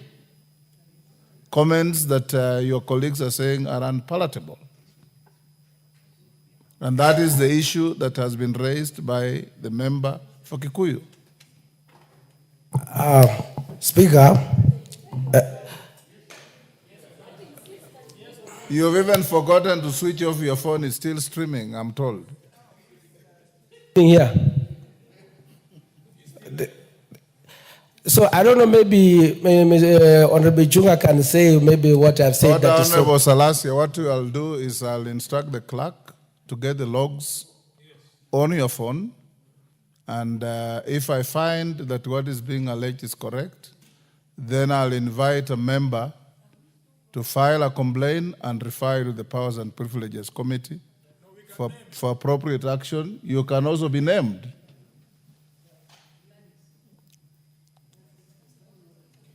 Yes, Wamumbi? Yes, okay. Robert Mbui, I'll give you an opportunity to contribute. Clerk, proceed to get the details on Honorable Salasia's phone and furnish with the Speaker immediately. Robert Mbui, proceed to contribute. Thank you, Mr. Speaker, for this opportunity. Mr. Speaker, first I find this debate a little misplaced because I don't know whether as a House we are supposed to be discussing court rulings and, because I thought that generally what we do with court rulings is implement them. But we have spent the whole afternoon discussing this issue of the court ruling, whether the judges were right or they are wrong. Robert Mbui, if you listen to the beginning, don't take us back. When Emilio Odhiambo, who is your leader, raised the issue, you are here. And the House was given direction by the Speaker. So I expect your contribution to tell the House which way you want us to go. But to go back and say for the last 3 hours we have been exercising in futility, you are taking a wrong trajectory. I know you are senior and a leader, should have given you an opportunity at the beginning, but you also started off by very unorthodox conduct. Mr. Speaker, I was only trying to claim my position as a deputy leader of the majority based on the ruling that we read of the court. But Mr. Speaker, you know, the issue of majority, which is what we are discussing, is not an issue, in my opinion, that's supposed to be decided either by the Speaker or even this House. This is a decision that is made by Kenyans when they cast their ballots at the end of the last, at the elections. And Mr. Speaker, even the issue of that you're supposed to make a ruling or you're supposed to say who is majority or minority, Mr. Speaker, really what you're supposed to do is convey the information that has come from the, from the register of political parties when they indicate how many members are in each coalition. So, Mr. Speaker, I think that what is happening in Kenya now, Mr. Speaker, and why I think we are having this problem is because Parliament and politics in Kenya has become very indecent. Mr. Speaker, it's important that when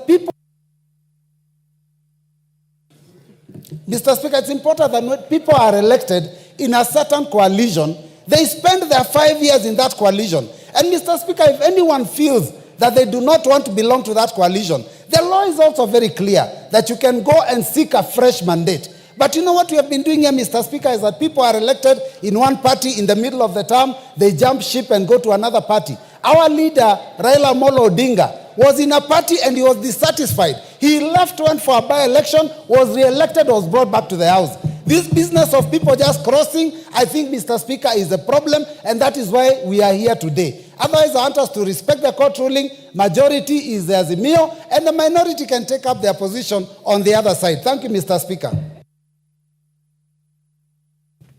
Thank you, Robert Mbui. Ferdinand Wanyonyi. The Speaker, thank you very much for the chance. I think I've sat here and Don't I've listened complain. Just go on. Contribution to everybody else. I think as you retreat to go to look at this, Mr. Speaker, I think the best thing is look at the coalition we had before election and after election. See which coalition has which numbers. And that if you have got the number, you don't be able to know who the members are. And given that, you can be able to, because as I see, we are late. We are Order, Women Rep Migori. Yeah. So yes. Order. Yes, go on, Ferdinand. So what I was saying is that, the Speaker, as you retreat, I think we need to look at the coalition. If it's Azimio, how many people are there? Because people have moved out, the others have come in. See how many, Kenya Kwanza, how many people are there to be able to know who the majority is. It's as simple as that, so I can be able to move forward. I raise my case. Thank you, Kimani. Thank you very much, Mr. Speaker.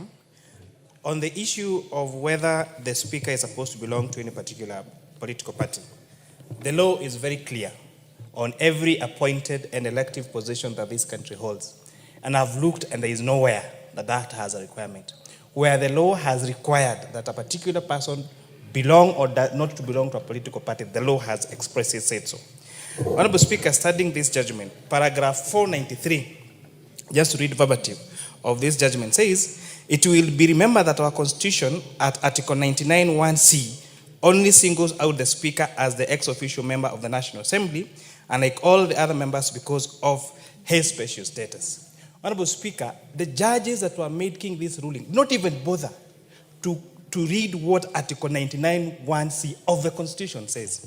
If you read Article 99(1)(c) of the Constitution and to read it verbatim, it says qualification and disqualification from election as members of Parliament. So 1, unless disqualified under Clause 2, a person is eligible for election as a member of Parliament if the person A, is a registered voter, B, satisfies any education, moral and ethical requirements, C, is nominated by a political party or is an independent candidate who is supported. And therefore, even the reference to that article of the Constitution that they purport to quote for this particular judgment, Honorable Speaker, is not what the law says. And therefore, the question we're asking ourselves, should then the judiciary either interpret the law or make the law? Because even by them quoting a reference that completely unrelates to that particular judgment, creates an attempt to make a law, which they shouldn't do. Their work should be to interpret. My submissions, Honorable Speaker. Before I give the next, Honorable Selassie, I'm told you want to not to contribute because you are under quarantine on the issue raised. The clerk tells me you want to say something to that? Yeah, Mr. Speaker, I want to say that whatever Mheshimiwa Ichung'wah said, if I felt like maybe it was in bad intention, maybe I apologize. But Mr. Speaker, also, as we people... Order, Honorable Selassie. Were you recording? Because you say if, you know, it's like there's no remorse. If you are recording, it is not permitted by our standing orders. So if you did that, I want to guide you as a young member, and I want you to grow in your leadership. There is a lot of decency, and the Bible says the greatest word in human relations is one word called sorry. If you did that, say sorry and delete those logs, and we go on. Okay, Mr. Speaker, I apologize and withdraw and delete. Delete all those logs and let the clerk confirm. Waluke John. Thank you very much, Honorable Speaker, for giving me this chance. Honorable Speaker, the ruling of the High Court. After Waluke, I'll give 2-3 others, then we close. The ruling of the High Court, Speaker, was overtaken by event because it has taken almost 3 years, and the case was filed with the certificate of urgency, where the 3-bench judge could have acted very quickly and gave the ruling immediately. Mr. Speaker, there is nowhere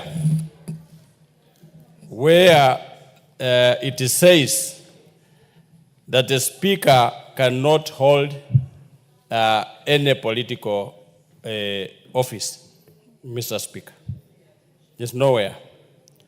So, Mr. Speaker, make the ruling. On the side of majority and minority, Mr. Speaker,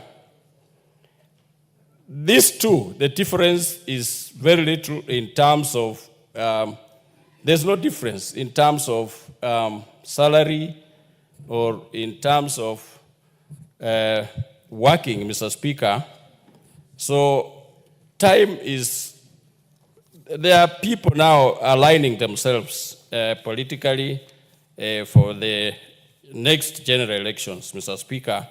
So time is of essence, and we plead that, I plead that, Mr. Speaker, the members of this House also need to consider that we are almost going to elections. So the two should be left the way they are, the majority and the minority. I don't see any hedge that can force to say that. Timothy Kipchumba. Thank you, Honorable Speaker. Honorable Speaker, Article 3.1 of the Constitution provides that everyone has an obligation to respect, protect, and uphold the Constitution. Honorable Speaker, we therefore as a House have that obligation to respect the court decision. Honorable Speaker, the decision of the court, the effect of it is that it declared your ruling a nullity. Honorable Speaker, however, I have read that ruling. Honorable Speaker, I beseech you not to proceed to issue a direction on this matter until this matter is appealed before the Court of Appeal. Honorable Speaker, there are unsettled matters in that decision that must be subjected to the test of the Court of Appeal. Honorable Speaker, one of the issues touches on your election to the office of the Speaker. And Honorable Speaker, you may not be able to render a decision on that particular part of the ruling. Honorable Speaker, so that we are safe as a House, it is good to subject, if we can get a stay, so that the status quo, not status quo ante, but the status quo before this ruling obtains, then, Honorable Speaker, it will be safe and it will protect this House. Honorable Speaker, whichever decision you make in this House, it will have a political impact. So, Honorable Speaker, my opinion is this decision is appealed. We retain the status quo as it is, not the status quo ante. Thank you, Honorable Speaker. Okay. Thank you, Honorable Speaker. Reading through the ruling of the High Court, Mr. Speaker, it makes me to believe that you are a better qualified lawyer than the three members that made the ruling. Why am I saying this, Mr. Speaker? One, I listened to the ruling 3 years after, Mr. Speaker, in a matter that was filed as a matter of urgency. And then they are giving the ruling 3 years after. It tells you about the dysfunctional court systems that we've got. Because if they can do this in this House, in a matter as weighty as this, Mr. Speaker, what are they doing to the common mwananchi? How are those cases of the common mwananchi ruled? The last one, Mr. Speaker, is when this decision was made in October 2022, Mr. Speaker. I am a member of the Azimio coalition. We contended that year, Mr. Speaker. But that time, we had 171 members of the Kenya Kwanza coalition, and of the Azimio coalition, and 165 members of the Kenya Kwanza. But, Mr. Speaker, there was a letter that was written by several members of the Azimio coalition, and 14 members exited. And it is based on that, Mr. Speaker, that you made a decision and say that because the 14 members have exited the Azimio and have gone to the Kenya Kwanza, then the Kenya Kwanza becomes the majority party. The Political Parties Act number 10, Mr. Speaker, is very clear about that, that 21 days after an election, the political parties can shift, and as long as they write letters and officiate their agreements, then it is accepted. 6th of October, 21 days had elapsed, and I think and I know that you got those letters. So you made a ruling, Mr. Speaker, that I... Rahim, you made your point. Rahim. Thank you, Mr. Speaker. Mr. Speaker, first of all, you are not a leader of the Luhya nation. You are a national leader, so I want to correct that misinformation which was done earlier. Secondly, Mr. Speaker, 2 members of parliament have cast aspersions on you, and I think it was completely out of order. I was here when Speaker Muturi was being impeached, and he was on that seat where you are now sitting. So I think the 2 leaders need to apologize. Thirdly, Mr. Speaker, we as the independents, I think we are not being counted at all. Because if Azimio said there were 174 and Kenya Kwanza is 165, the 10 members who aligned with Kenya Kwanza makes it 176. So, Mr. Speaker, Azimio is just a name which is there. Mr. Speaker, it's stillborn.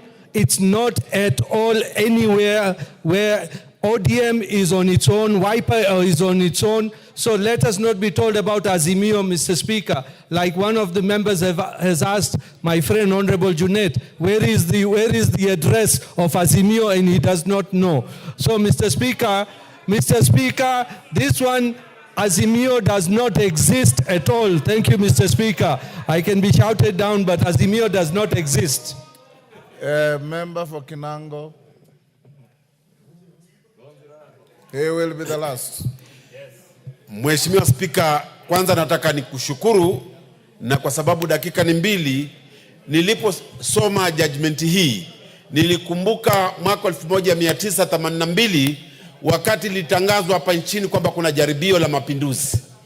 Hii judgment tuiangalie kwa jicho jingine, kwa sababu naona kama kuna njama kutoka kwa mahakama kujaribu kuipendua bunge hili. Kwa hivyo Mheshimiwa Spika, wakati unapokwenda kupumzika na kuandika hii judgment, ni mpaka pia tujue tunaelekea wapi.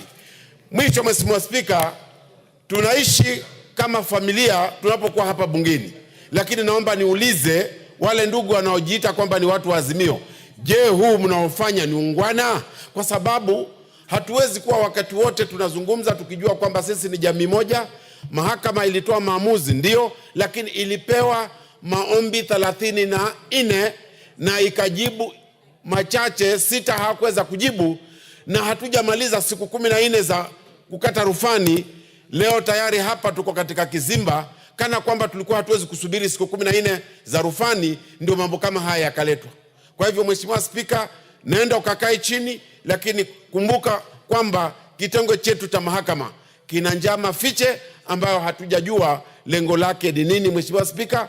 Lakini sisi kwa sababu tunaheshimu mahakama, tutakata rufani na matokeo ya rufani ndio yatakayokuwa yanaweza kuongoza mwelekeo wa jumba hili, lakini mambo ya jumba hili yatamalizwa na nyumba hii. Si watu wa mahakamani kuja kutupangia tutakwenda kwa njia gani. Mheshimiwa Spika, nafikiri wanafahamu vizuri kwamba hii nyumba ina kinara, na kinara ndiye atakayetoa maamuzi yake ya kujua kwamba tutakwenda namna gani kama bunge. Kwa hivyo kwa hayo Wanjala, what is it? Yes, let me hear the point of order from the Deputy Speaker first. Honorable Speaker, earlier when I had contributed to the debate, I did notify the House that during your absence, when the court case came out, I asked the Clerk of the National Assembly to write to the Registrar of Political Parties confirming the arrangement of parties and the numbers together with their coalition agreements. So I want your permission, Honorable Speaker, to table it. Go ahead. Thank you. And table them and pass them on to the clerk. Wanjala, what is it, Wanjala? I have said the Kinango member will be the last. I just want to debate equally, Okay, Mr. Speaker. be the very last. You have 2 minutes. Yes, thank you, Mr. Speaker. No. He had. No. Mr. Speaker, Wanjala had not debated. He just rose on several irrelevant points of order. Thank you, Mr. Speaker. It is true, Mr. Speaker, without any doubt in my mind, that Mr. Speaker, it is true. Yes. And he is Speaker. Clerk, some of us have been. Point of order, Speaker. Yes, Karani. I am been raising up my hand from the time we came in, and Wanjala has spoken. I will just seek an opportunity to speak instead of making Wanjala reference. Wanjala has been rising on several irrelevant points of order, but he has not contributed.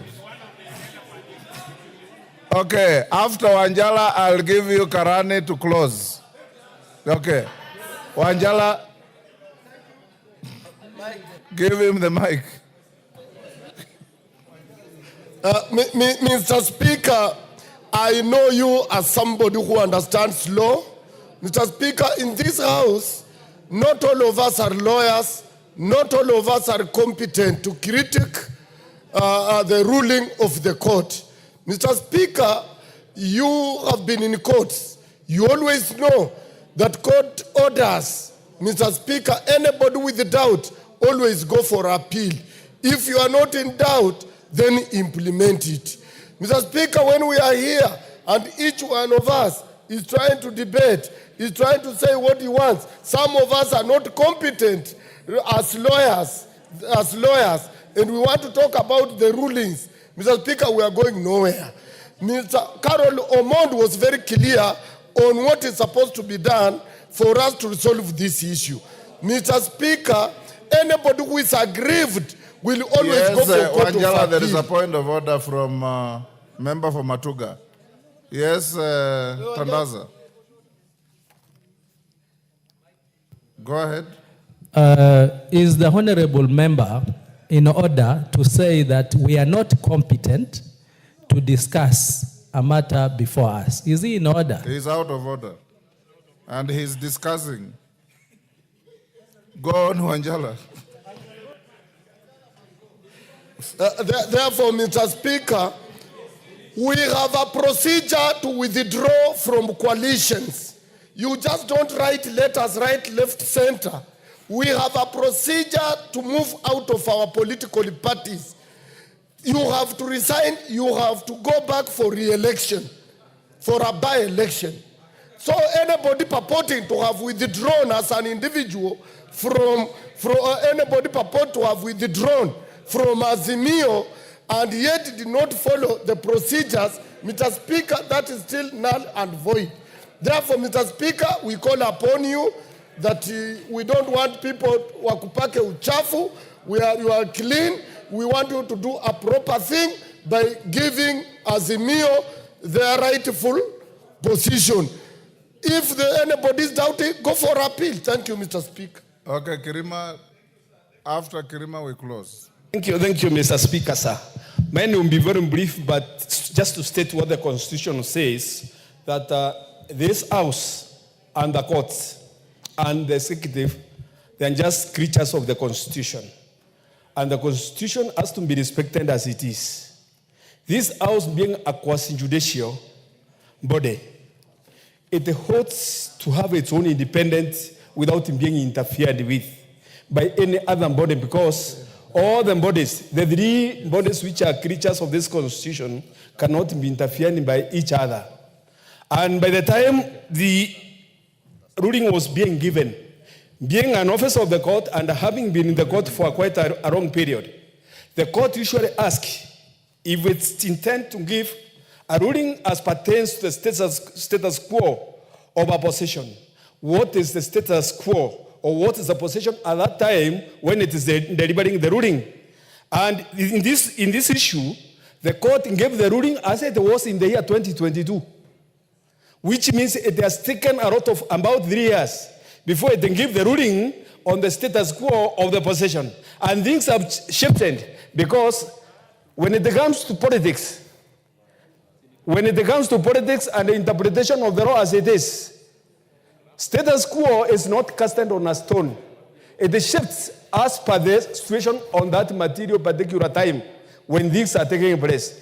Mr. Speaker, sir, if you can allow me, if you look at Article 95 of the Constitution, Article 95 of the Constitution states very clearly that, Speaker, the law of the National Assembly, one of it is that the National Assembly represents the people of the constituencies and special interest in the National Assembly. But second one, it says that the National Assembly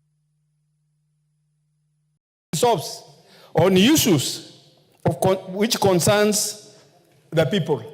What is being debated in this House today concerns our people, because we have been given that rule and that provision by the Constitution. And Mr. Speaker, it is true, as it is today, Kenya Kwanza government is the majority in this House, and we cannot deny it in all aspects. Taking into account that now we're even on the broad-based government, whereby almost all members are on one side, other than few dissenting members of about that 5 members. So as it is, we should not negate what has already been earned in this House by Kenyans, because what we are doing now is just a public relations exercise. And as for that, this ruling, as it will be appealed to, it will come to be seen that what the Speaker gave us a ruling of this House is going to start. Thank you, Mr. Speaker, sir. Honorable members,